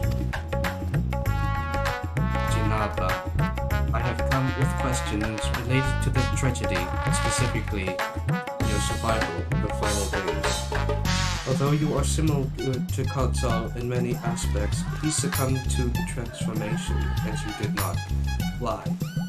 What is the critical difference between you and him? What? Sorry, but no. Not especially brave, courageous, if that's what you're asking. Perhaps being focused on protecting our workshops kept me from spinning into a panic. I still imagine Kotsal would have been feeling the same sense of responsibility. Perhaps the weight of it all is what led to his demise. You were of the same mind, resolved to the same purpose. Yet your strength of heart, of spirit, was not equal. If merely emulating the individual isn't sufficient, then some other unseen factor must have been involved. I'm not going to tell these philosophical reasons, but do you think I could ask you a small favor? There's a man by the name of Nosran who's been helping us out here while we get back on his feet, and we're feeling he'd benefit from speaking with you. He's by the eastern exit, and you find him just outside organizing some new inventory items.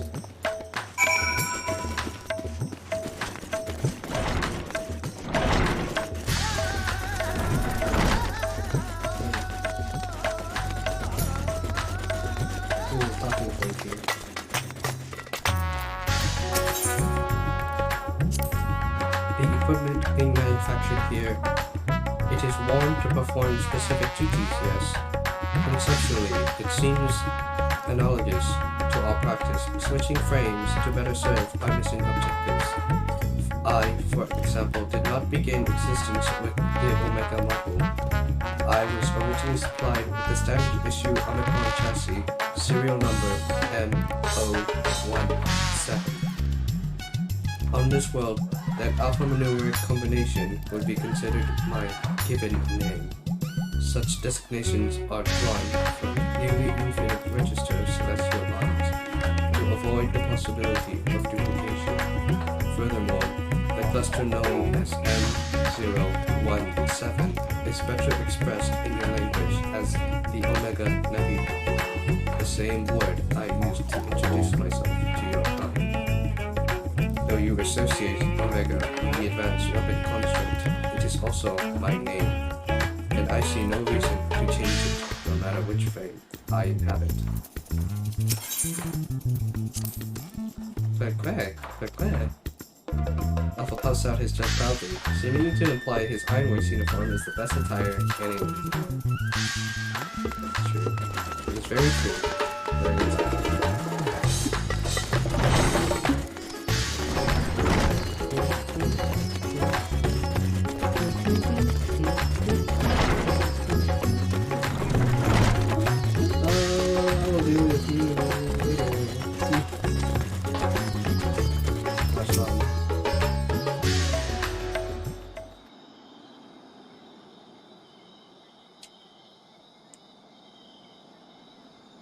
That's all the orders I can account for. Everything looks to be of good quality. Kamala would be pleased. You were with the Scions. You were there.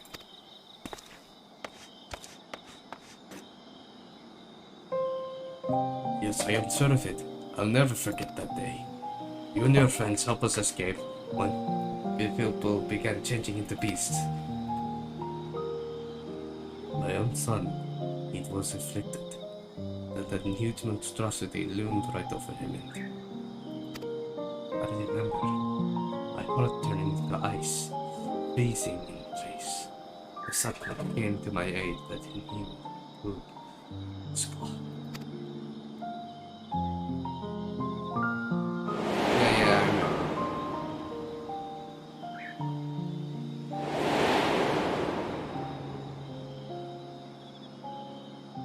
Memories run together in my mind. Flashes from a nightmare. Only the words of your comrade still ring clear. Repeated them over and over like a mantra as I fled from my life. You must survive for the sake of your own. For the sake of your own.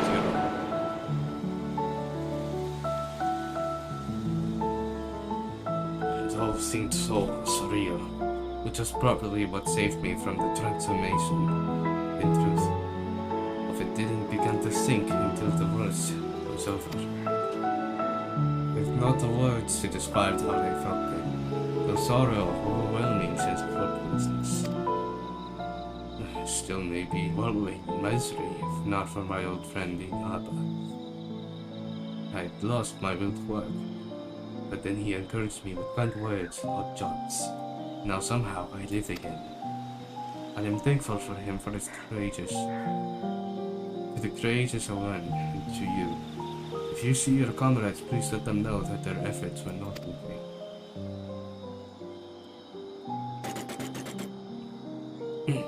You said you lost your will to work. This signifies cessation of efforts to maintain basic life functions, yes. What changed to extract you from that stagnation and offer to work from Jinhaba should mean little to no one without the desire to accept it? Was it some manner of moral instinct, or a primal need to survive and thrive? Instinct? No, it wasn't that. If anything, my instincts were telling me to lay down and welcome to the end of the pain. Every day I think of my boy's final moments. I think of how scared he must have been, how he must have felt.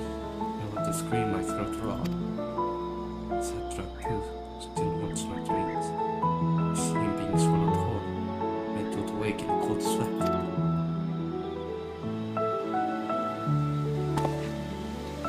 Something changed when Jinhaba came to me.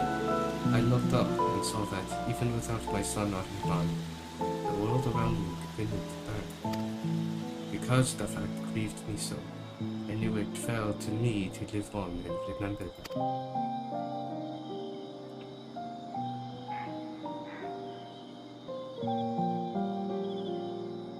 Strange, wasn't it? What drives me to rise in the morning is the very sorrow which crippled me.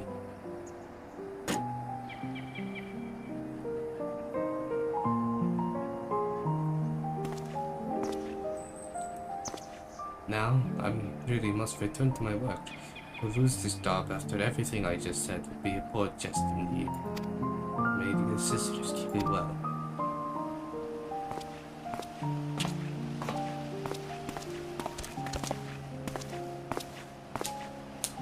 Sorrow, the emotion generated by mortals when their ideals fail to materialize. This I have observed. Yet, when I listen to Nashwan's sorrow, serve to rescue him from near fatal despondency, his logic eludes me. I, incapable of perceiving the full measure of the heart's properties. My best projections fail to predict our subjects' responses, and despite their almost equal occupational and mental parameters, Jinhaba had, that's all, exhibited different reaction to the dynamis effect. I am no closer to recognizing the pattern for involuntary transformations, and your infernal mortal spirits confound me as much if not more than they did before.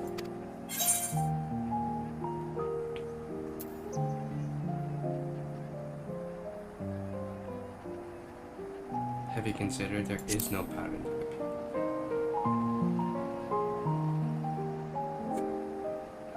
No pattern. You imply that the transformation was not contingent on the individual fortitude, but rather a random contribution of environmental factors. Such a theory would explain the otherwise conflicting data. Very well.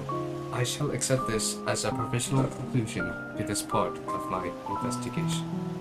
I do, however, expect you to continue supplementing my education of art-related matters.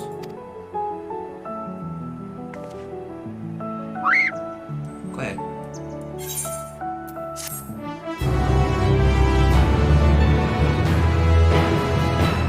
Wasn't in green, was it?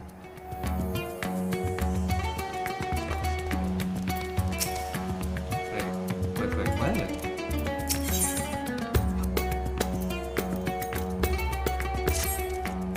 Our next destination will be Camp Broken Glass. I desire an elaboration on the dealings between the Hildibrand contingent and the citizens of Glandulous. The report described the contingent's purpose as salvation of the local populace. Furthermore, both factions face a common enemy in the Telephoroid. Why did they not immediately combine their forces to their mutual end? This inconsistency requires more examination. Famala, initiate teleportation.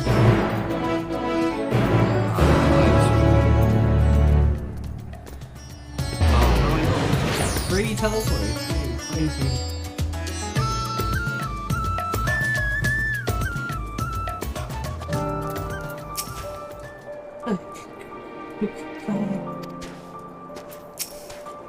Teleportation successful. Evaluating immediate environs. Cold weather region by Aether's standards, but significantly less extreme than a star with ice planet classification. This body should not be unduly impeded. In contrast to Alpha that is uncontrollable sugary, my frame appears highly resistant to low temperatures. Retrieving data, records indicate the remnants of the contingent force and a number of Imperial citizens yet inhabit this location.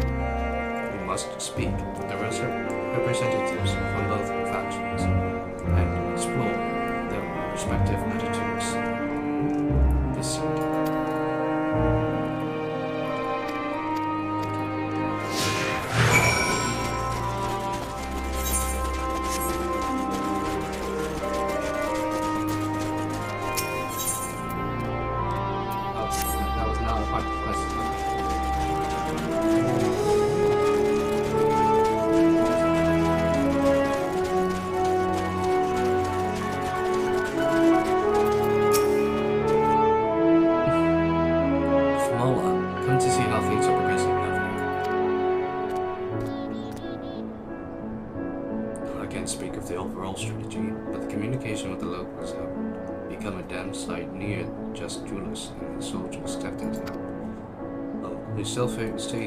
still face our fair share of distress, of course.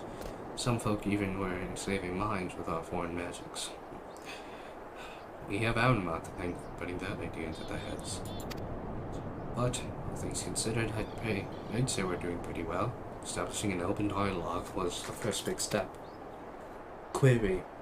You consider this level of progress acceptable? The reality of your efforts falls far short of the ideal. If your aim is to provide efficient successor to the local populace, then absorbing their numbers into your command structure would be the optimal path. Oh, I wouldn't go that far. We're not looking to take over the nation. If we're going to do this the right way, we need to recognize and respect each other's way of life. So while it might not be the simplest solution, I agree with the contingent's slow and steady approach. I'm just happy we're seeing progress.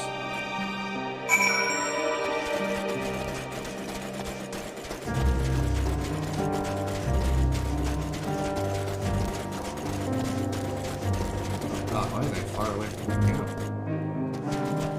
I guess this is part of the camp. Inside? This is not inside.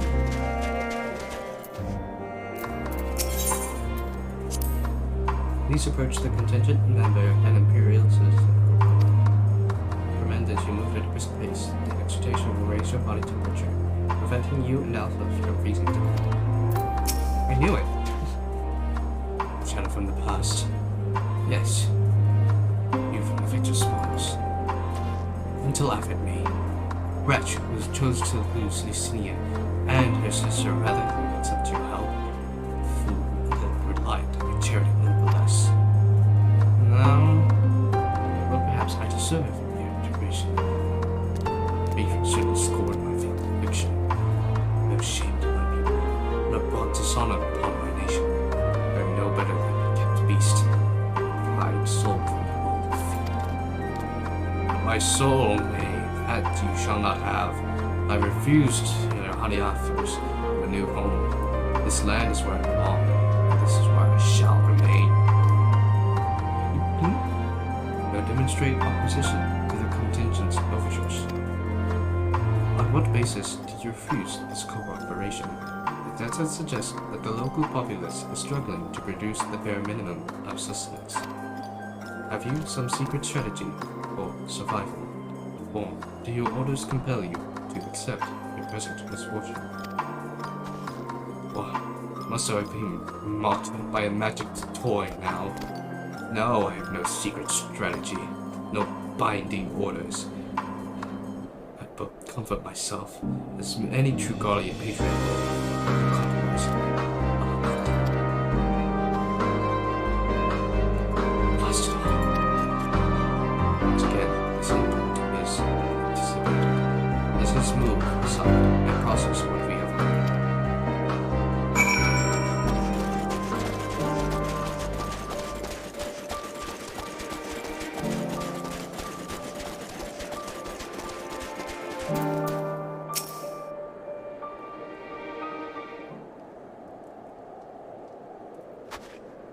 Analyzing and accessing recorded data. Interrogation complete. I have evaluated this most recent input and made comparisons to our discoveries at Rastad-Han. Consistent only in their inconsistency. The responses from both contingent member and imperial citizen were highly irrational. Conversely, any Omicron, considering their predicaments, would have been echoed my assessment exactly. The divergence from self-evident logic is key. Hypothesis: the illogical relationship between would-be saviors and suffering populace is another result of the unpredictable nature of mortal arts.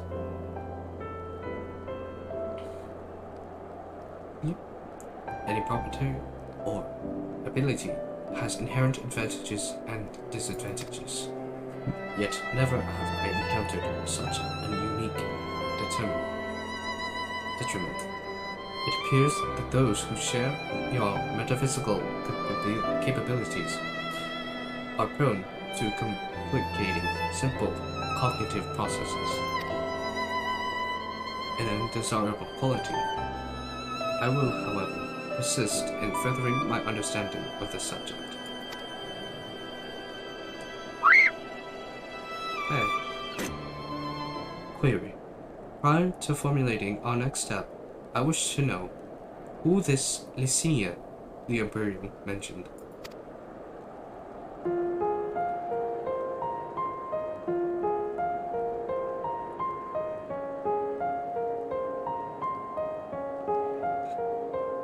She's dead. That's all you need to know. Acknowledge.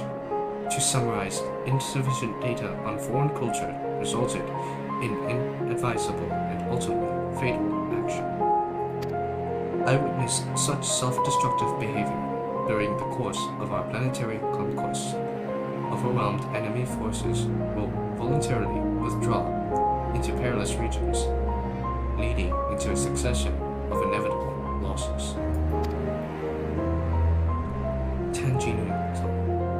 Tangential data request. I wish to learn about burial customs. The practice has ever seemed nonsensical, but new data suggests it arises from the same source as your cognitive complications. Take me to this Lucinia's burial site.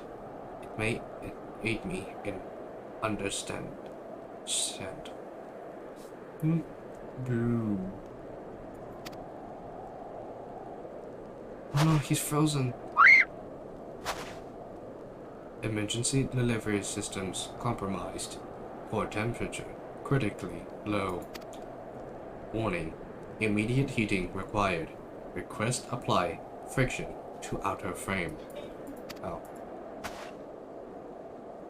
I gotta rub him.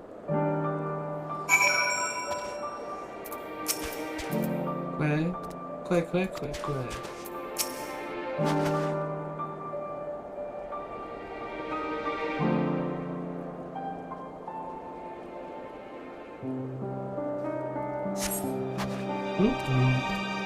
Temperature nominal. Energy levels stabilizing. The creators of this model must have experienced impaired cognitive reasoning during the design process. Upon our return, I will request additional climate shielding, as well as an accurate temperature sensor array. This will not affect my combat capabilities, but should improve my basic survival rate. Reconfirming sub-destination. In which direction will we find Victor's spores? It's like eastish. Acknowledged. Alpha, you are to remain in close proximity. Close enough to envelop me in your feathers. You are permitted to carry me on your back if you so choose.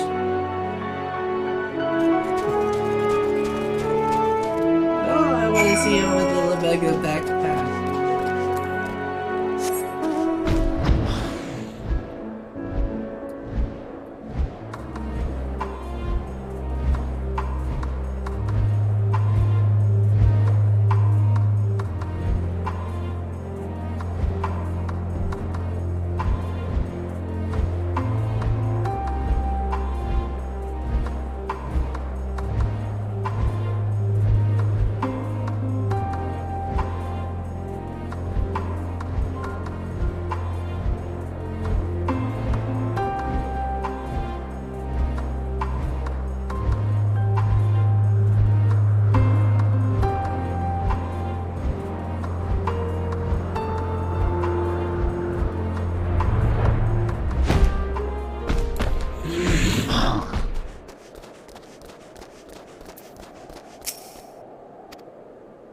Probably the best.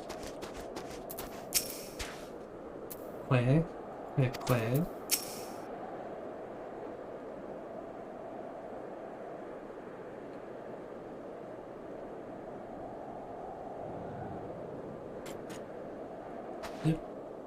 A deceptively deep snowdrift almost defeated me, but we have successfully arrived at the location you indicated. Caution advised.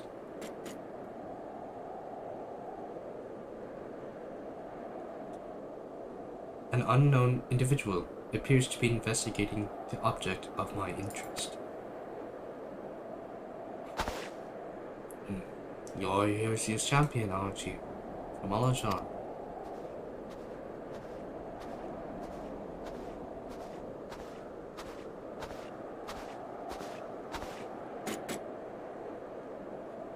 I never introduced myself, did I?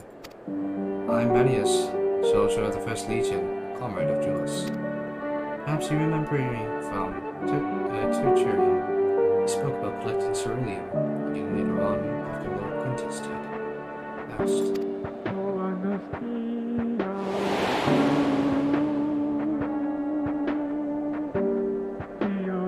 Oh, you were him.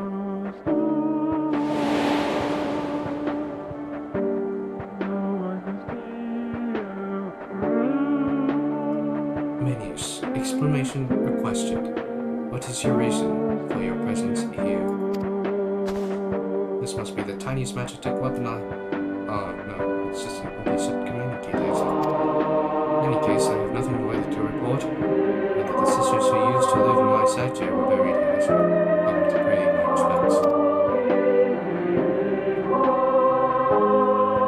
Alphanode and Alan Say told me the story. These with profuse apologies. They were adamant that no amount of noise could raise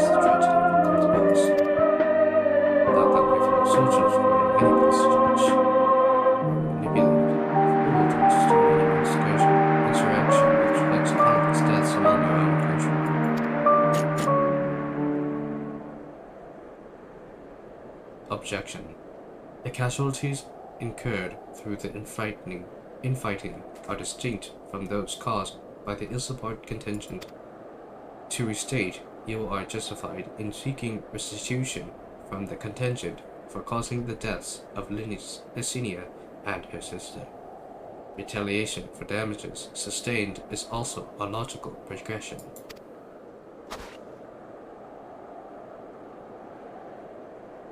I can deduce 2 reasons why you do not initiate hostilities with Mala and her allies. 1. You judge your remaining forces too weakened to contend effectively with the contingent. 2. Your emotions are complicating the issue. Tell me, which of these are correct? Well, when you lay it out like that, I'm afraid my answer isn't like to win me any medals, so would you mind keeping this to yourselves?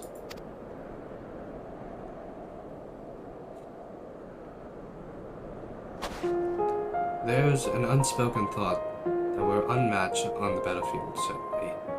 The real reason I'm not demanding restitution has little to do with the weighing odds. The simple truth is I'm caught up with simple survival. I have no strength to spare for past grievances. Same goes for avenging any comrades we've lost, be that my brothers in arms or Lord Quintus himself.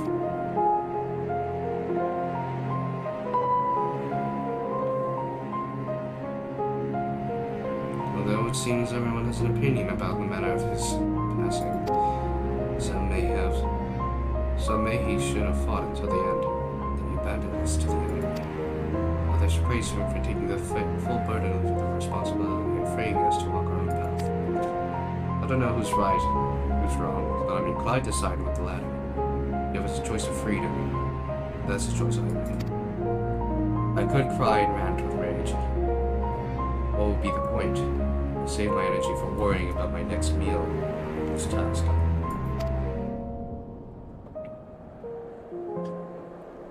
I need to focus on the ones I'm left behind, on making some kind of life for my comrades and me.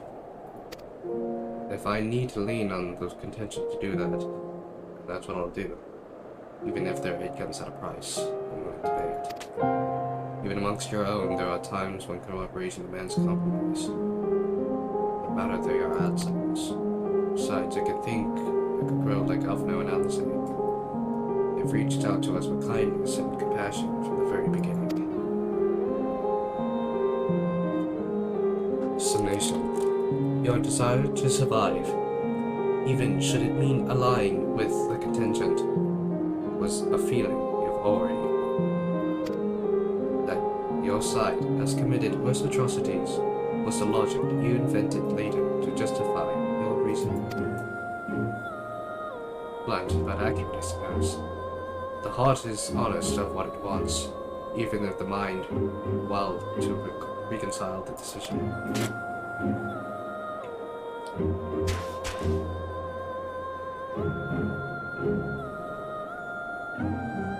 Well, this has been oddly cathartic, but I must return to my duties. Our wild beasts cold, watch fires to light, supplies to transport. Even without an emperor, there is no rest for an imperium. Be well, stay safe.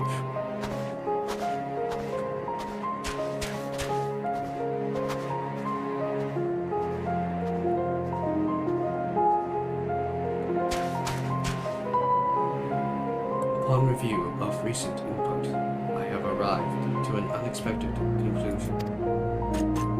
I have been formulating my assessments on the premise that it was man who commanded the strength of his heart, but the data suggests the opposite is true.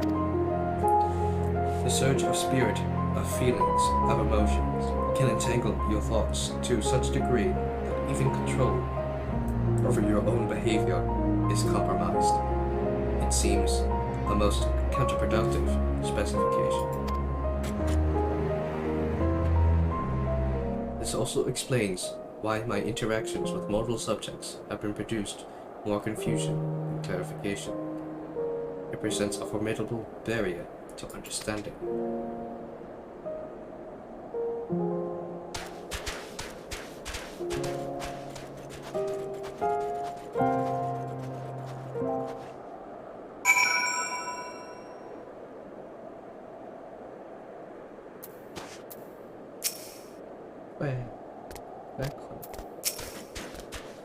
My earlier hypothesis has been borne out. The suboptimal operation being conducted here is the result of emotionally compromised reasoning. I am ready to progress to my third and final query. I would learn more about those referred to as ancients. It is clear that this group was a crucial factor of the final days, but the information contained with the report was insufficient to form an overview. The Loperids are creations of the ancients, and are said to maintain repositories of their knowledge. By my calculations, the base of these moon dwellers will provide the best source of additional data. Teleport us to their burrow, Fomala, preferably before my battery freezes over.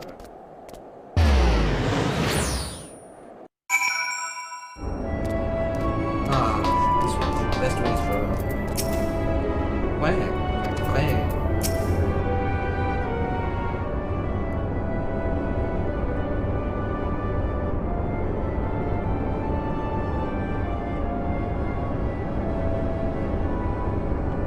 Teleportation was successful.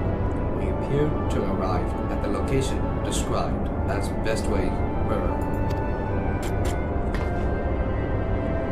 An inspection of the technology in use here would give me detailed insight into the ancients and their civilizations. This body, however, lacks my previous frame's advanced observational functionality. I will require external assistance.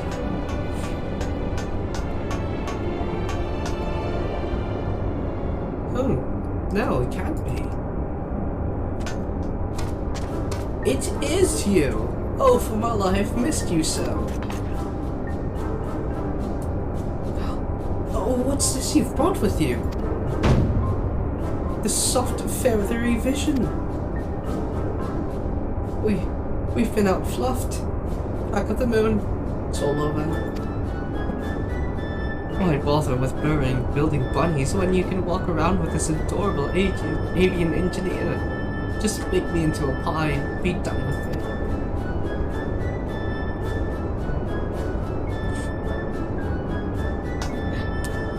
Inspector, vengeance. Wait, so you're not done with us? I wasn't truly worried, of course. And I certainly wasn't about to roll myself into dough and dive into cooking waste new oven.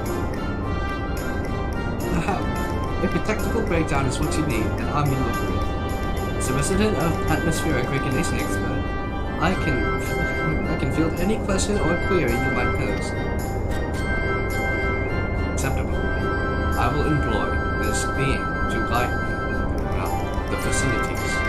Your presence is not mandatory. You can plot chassis. I am still an autonomous construct that has endured hundreds of your life cycles. I am capable of completing this simple objective alone.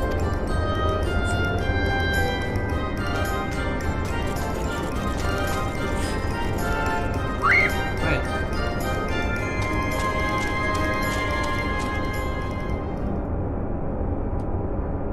I would like to come along though. Objective complete. Was your tour helpful?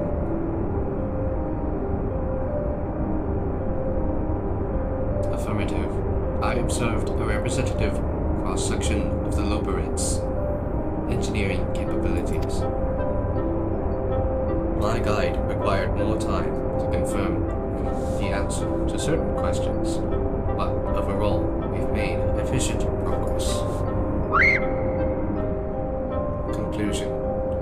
Extrapolating abstraction of technology on display, the full spectrum of the ancients' advancements was, at minimum, equivalent to our level 4 civilization. A fact which demands further investigation. Despite establishing a near-ideal society, these beings nevertheless harbored a weakness which invented self-destruction. I'm studying them. In studying them, I stand to gain a greater understanding of Sir's anomalous decision. Growingway informed me of another type of ancient-made entity exists upon this satellite, the one they call the Watcher. I would speak to him. And now you can take it in. And conserve your Aether. We'll ride this Argus to our destination, as you just suggested. Oh. We're riding on Argus in this one?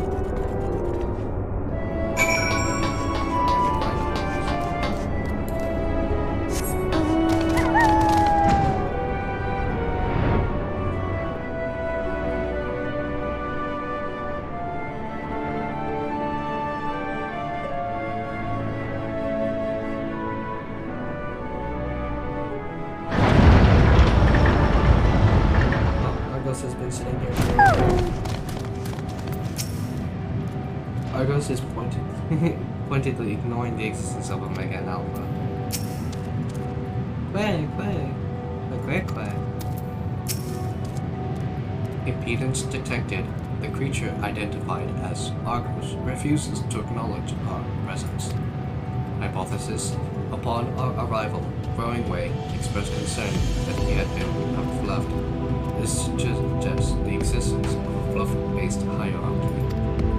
My suggestion, my station in such a system would be predictably low, but Argos is adamant in ignoring even Alpha. Its fluffiness level is impossible to gauge. Argos does you with him. It seems you will need to agree.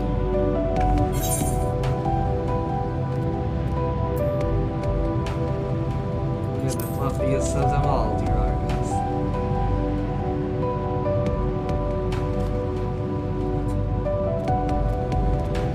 Argus gives an aspirated snort before motioning to his back. It seems you have permission to climb aboard. You have secured the creature's permission.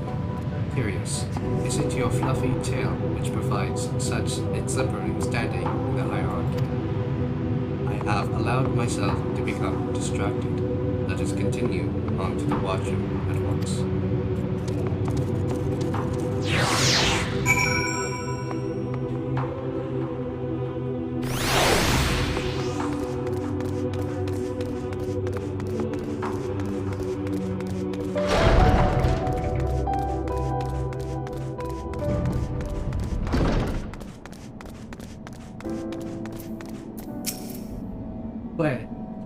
Quack. The locator? The watch located. The locator. Fuck. The Watcher located. An estimate of this being's height explains the inconvenient scale of Bestway's burrow. I was bemused by the travel of these small visitors, but I see they are companions of yours. What a rare thing for my abode to be thus crowded. How may I be of service to you? Hello, Watcher. My purpose here is to learn more about the ancients. I would know of their deeds, their philosophies, the very nature of their hearts. I would understand why the final days was visited upon my home star. A worthy endeavor, but there is another better suited to assisting you in that task. Perhaps you might favor us with a tale or two of the ancients you met during your travels. My fragmented memories would be a pale substitute, indeed, for the clarity of your more recent experiences.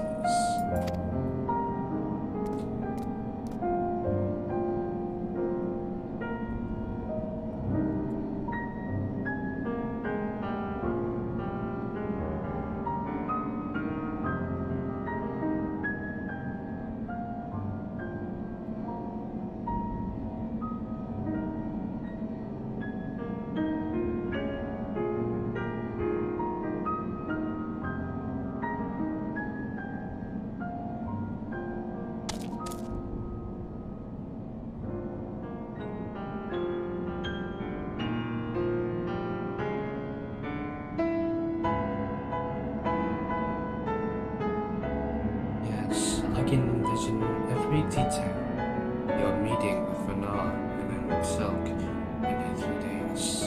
The sorrow and determination of Hermes.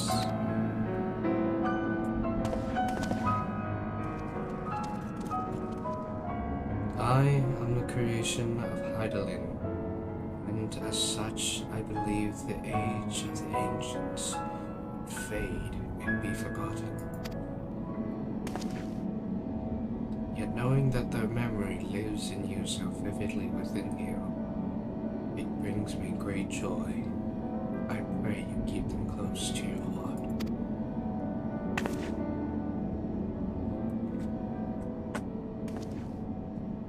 At the time of your journey's past, the one whose essence I embody would have been a scholar at Anyander.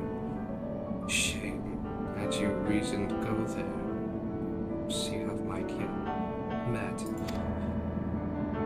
As a man of learning, he was firm friends with Renar. They spent long hours trading theories or debating the laws of the universe. I remember joining their faction as the final days borne upon Glandulous. Yet the events surrounding that tragedy I recall precious.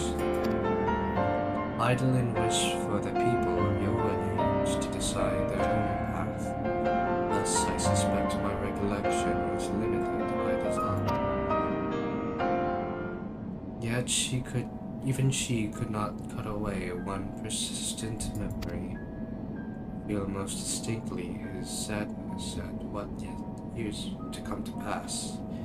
That becoming Hildibrand's heart, Renar would be forever stand apart from the people she so loved. If she were so resolved in her convictions, then he too would share her sleepless vigil over the future yet to unfold. Thus was the vow he made to Renar as her transformation took hold. His fervent wish must have been reached in her some fashion. For though his life was drained away by the summoning, he was reborn with new form and new purpose. Now I awoke as a watcher of the moon. And you heard from her, you felt, you thought, and in seizing the future for yourselves, you have brought full circle in the saga which would not begin. You were accomplished. It was no divine miracle. It was but the beacon of hope passed down from one generation to the next. A succession of wishes and prayers reshaping the star into the world we knew and desired. You have our deepest gratitude. I thank you not only as myself, but as the man I once was, and behalf of those who devoted themselves to Renar's vision.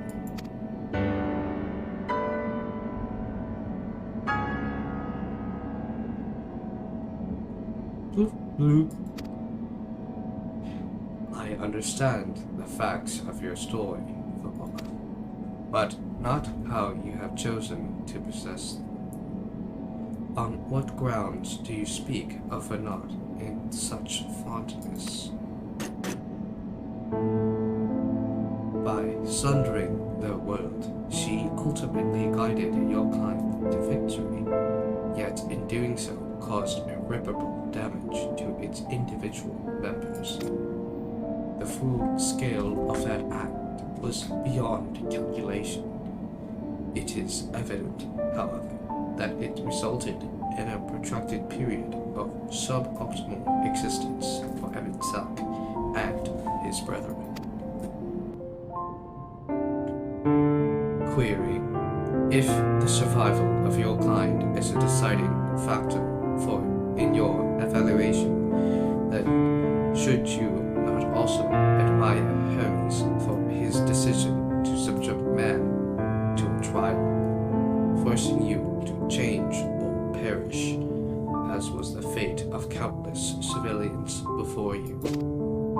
From my perspective, his determination was similar to that of the Omicron and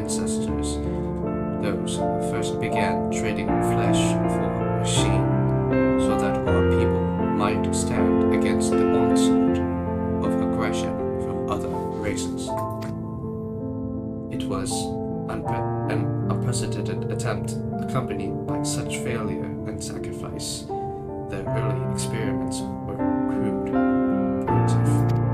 Had they not made those first advances, however, we would have remained vulnerable to our environment. The violence would have utterly consumed us.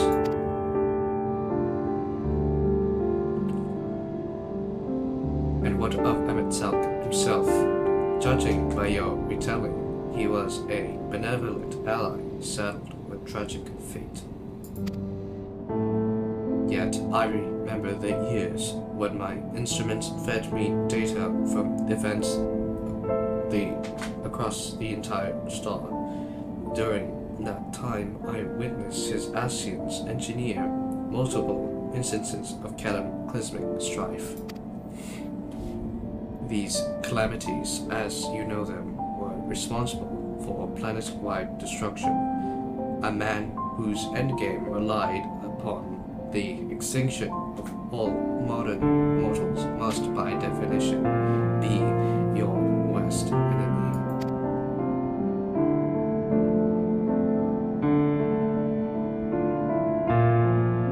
I require an answer. As a being of heart and soul, how do you classify each of these pivotal figures? From your perspective, which of them was most justified in their actions? That's easy. I don't know.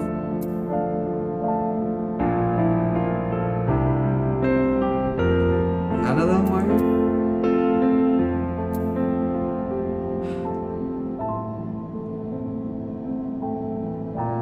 Their reasonings weren't bad, but the acts they did were atrocious. How did I justify them?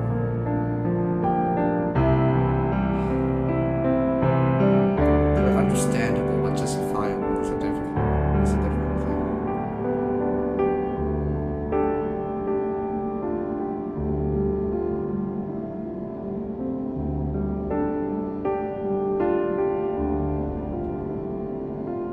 I guess Vinance was the least atrocious because she didn't continue killing people. Try killing people, so I guess hers.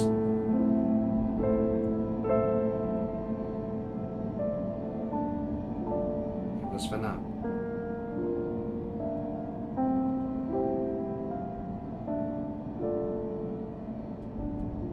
I think I understand. Music kind of gives me FF10 vibes, yeah. You seek a definitive answer, yet based on our experiences, Kamala and I might develop very different opinions. In the same fashion, you are free to form your own thoughts on the matter, not be so swift to consider them without merit.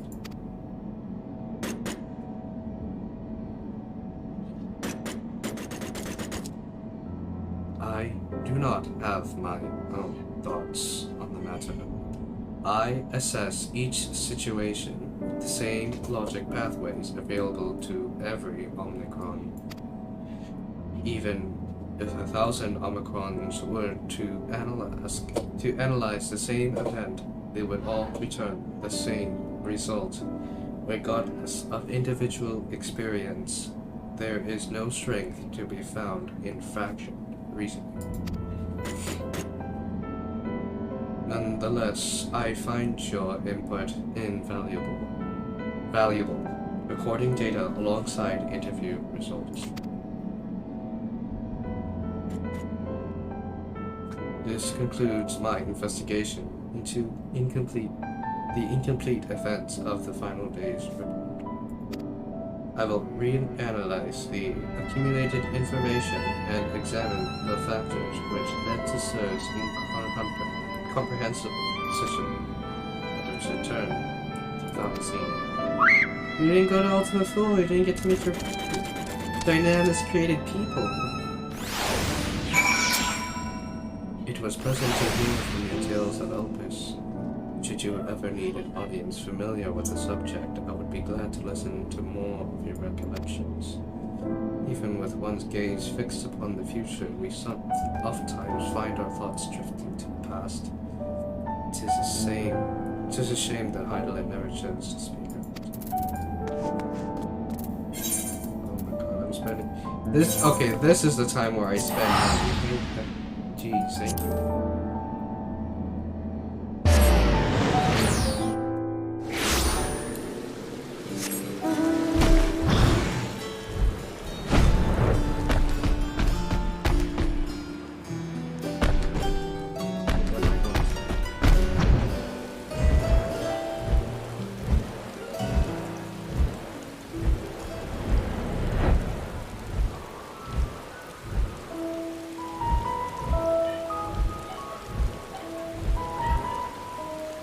Speaking of Final Fantasy X, I definitely need to get on that. I downloaded the game already. I just need to actually.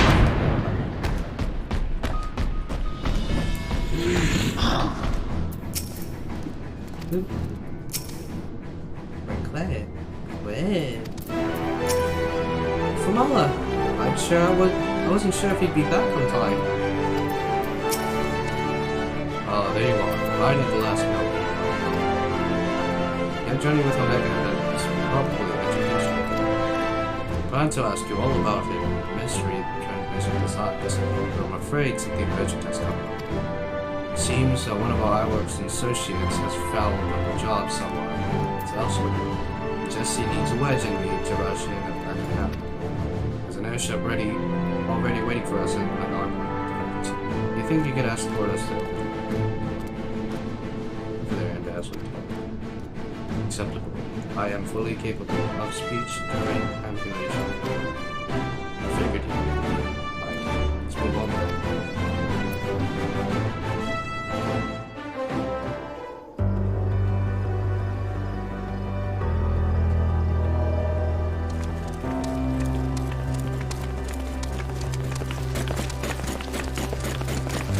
So, cleared up all those points of confusion.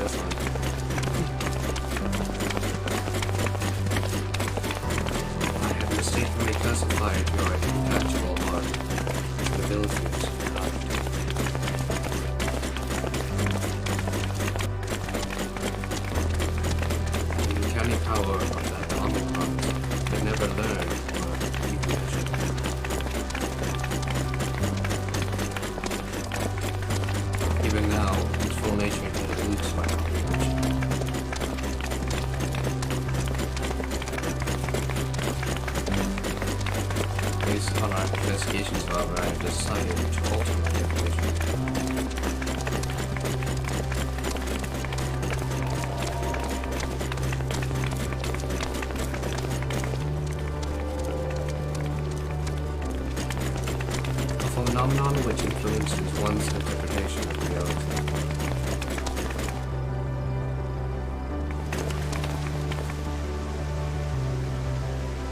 That is as close to an answer as I've found.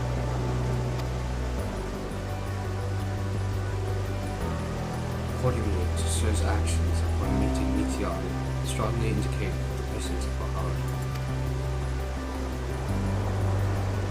Sir did not follow routine logic, formulated an independent assessment based upon the reality it perceived. It felt that the best recourse for the Omicrons was to cease their expansion and terminate all fortunes.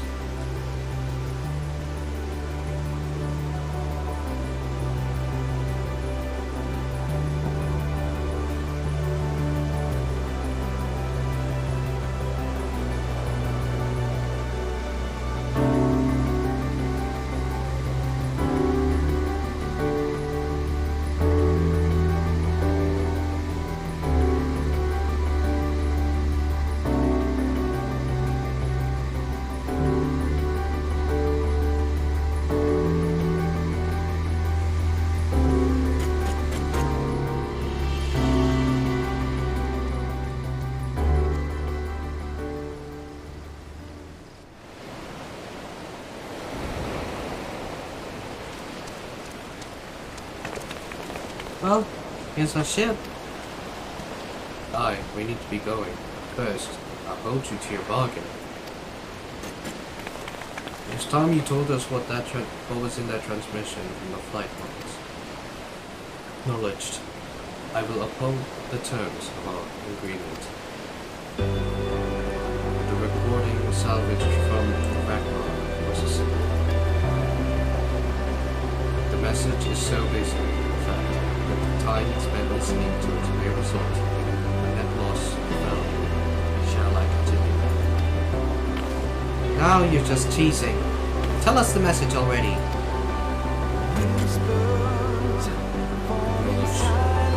Converting dialect coding to local language.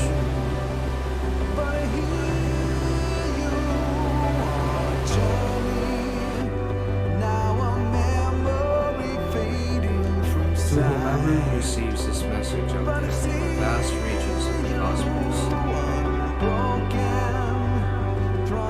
To someone, I hope who looks up to the stars with the same wistful gaze as mine.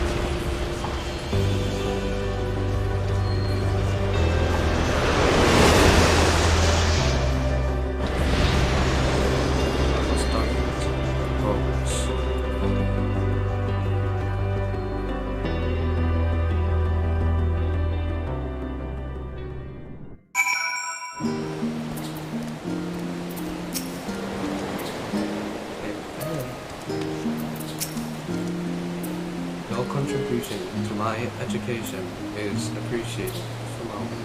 Indeed, I have amassed as satisfied quantity of value.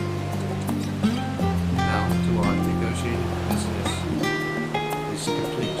However, Alpha and I will return to travel the world.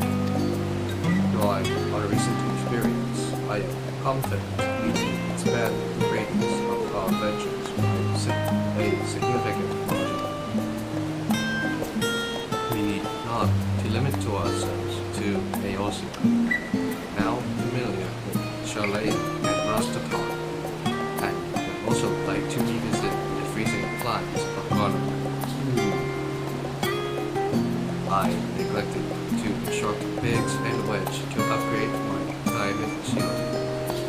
I will reroute to my request to Deputy President Justin, engaging regulation and parting solutions. Salutations. Farewell, Mama.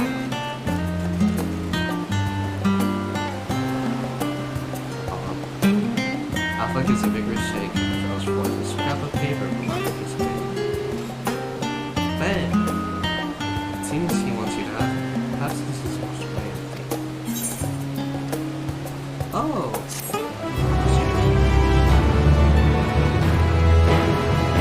Swiftly, out the road is long, and we have barely gotten our home journey.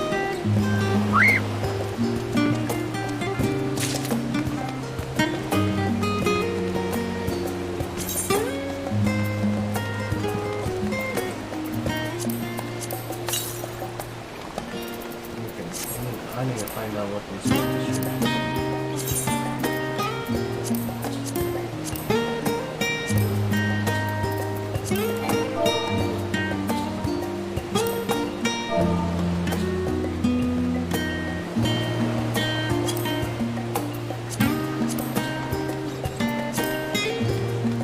I can't find it.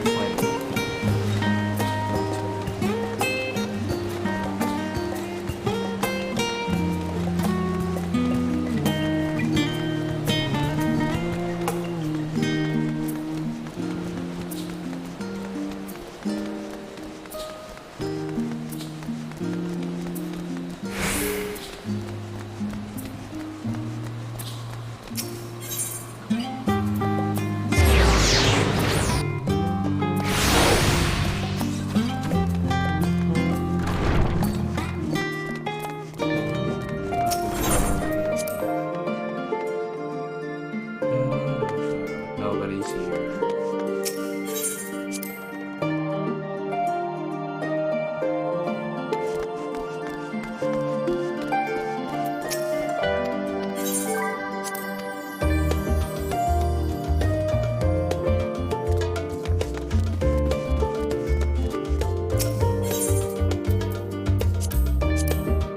I had a number.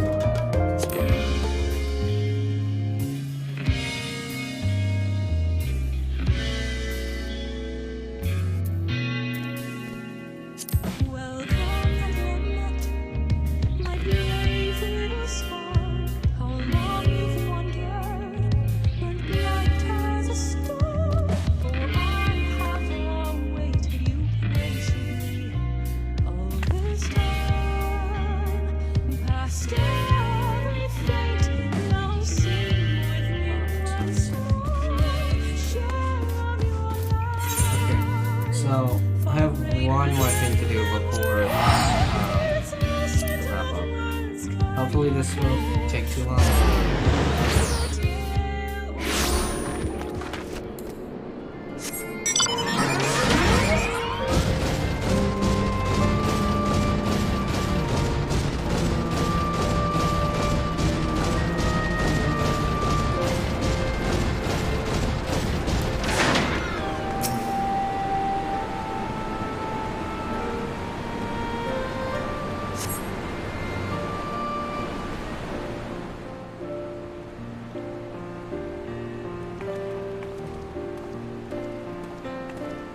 Yeah, this might be a little weird considering this is like at the end of the quest, but it's fine. Mullah, what were you able to learn? Man, I already forgot that. But, here's this. A copy of the scriptures, you say. A moment while I skim over it.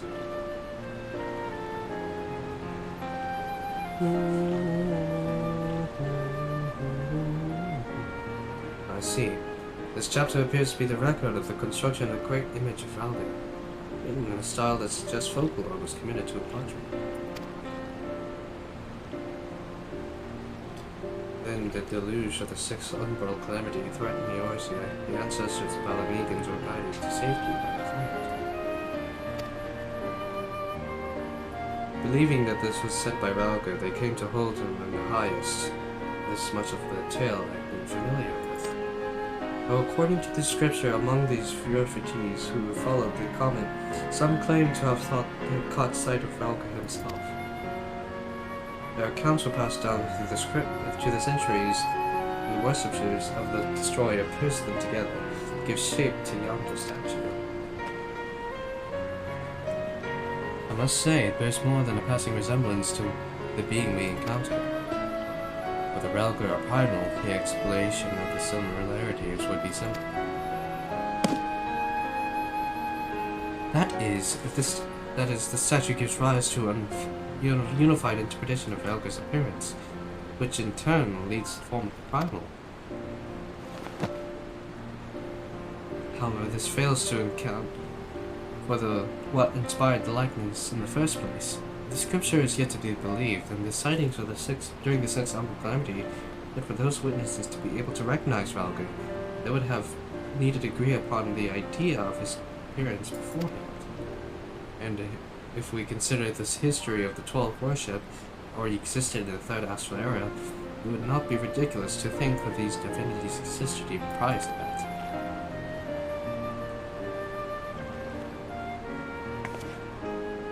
So the question is, did these beings give rise to the respective faiths, or are they primals born of it? I thought we had made it clear. We are not summoned beings.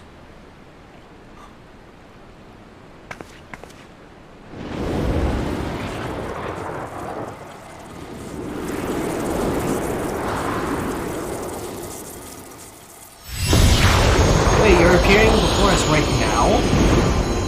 Oh. Oh, okay. Since the time immemorial, our domains have lain scattered across Eoresia. As a matter of fact, one of those in which you set foot is nearby. It is not unusual for mortals to glimpse us. That voice. Could it be? Indeed, I am very good. Hot beside me is Relgar. I shall elaborate upon my master's explanation. We thus disguise ourselves when we wish to observe the world without, for being seen in our true forms would violate our laws of conduct. Yet though we merely disguise our sanctums, veiling them in illusion, rents are unknown to manifest when the surrounding aether is unstable. In such time I should be gifted mortal chance to be near. They may inadvertently catch sight of us. Of course. During the Umbral Calamity, the etheric imbalance occurs on a star-wide scale. The ideal condition for seeing the phantom dome. Precisely. How many times we have been deceived, we ourselves have no way of knowing. But that is a sound assumption to make. Well, by regard, I believe that much shall suffice by the way of an apology for a deception, shall we? Indeed, that is why we are at liberty to reveal. Fare you well, children.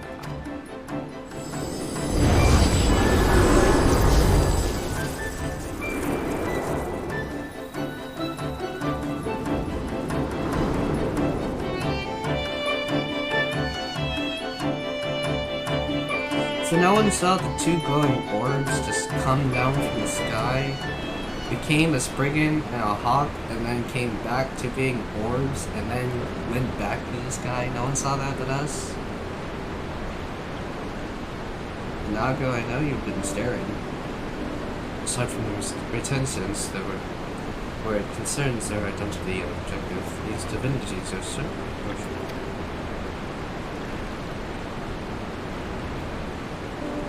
If what they said is true, then their worship can be traced back to their sightings. It serve to explain one thing.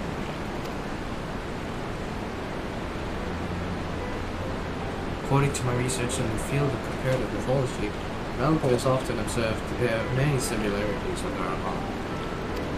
Assuming both were inspired by the Relgar of the Phantom, their divergence may be attributable the differences in culture between man and himself. So you believe they gave rise to alien faiths? So maybe Byrie gods related to that? Given available evidence, yes. Yet none of this explains their presence. How and when did beings such power come into existence?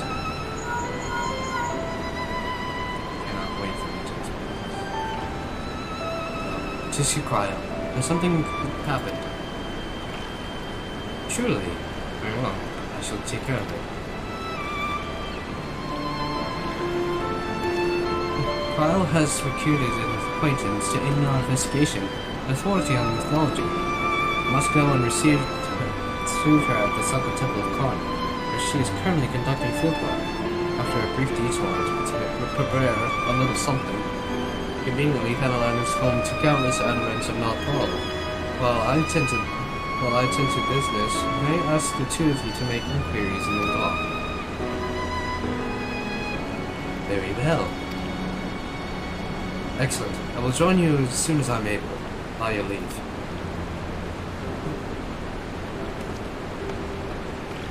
Crack open a window. Tell my roommate.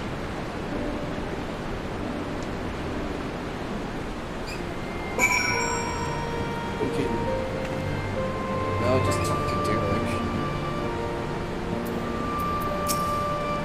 So it's just you and me and the dog. I suppose it can't be helped. Oh, there's more to this? Okay, I'm gonna have to come back to this another day. As for now, probably gonna end it here. Not that one. Thank you guys for coming to Monday's stream. I hope you had a good night and a good afternoon.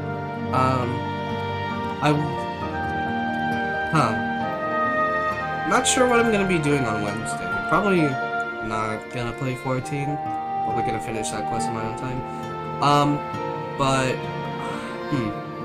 Yeah, I don't know. But I will see you guys on Wednesday. Anyways, again, thank you guys for coming, and thank you to all 78 of you that watched the VOD. I'm not sure where those views came from, but thank you anyways.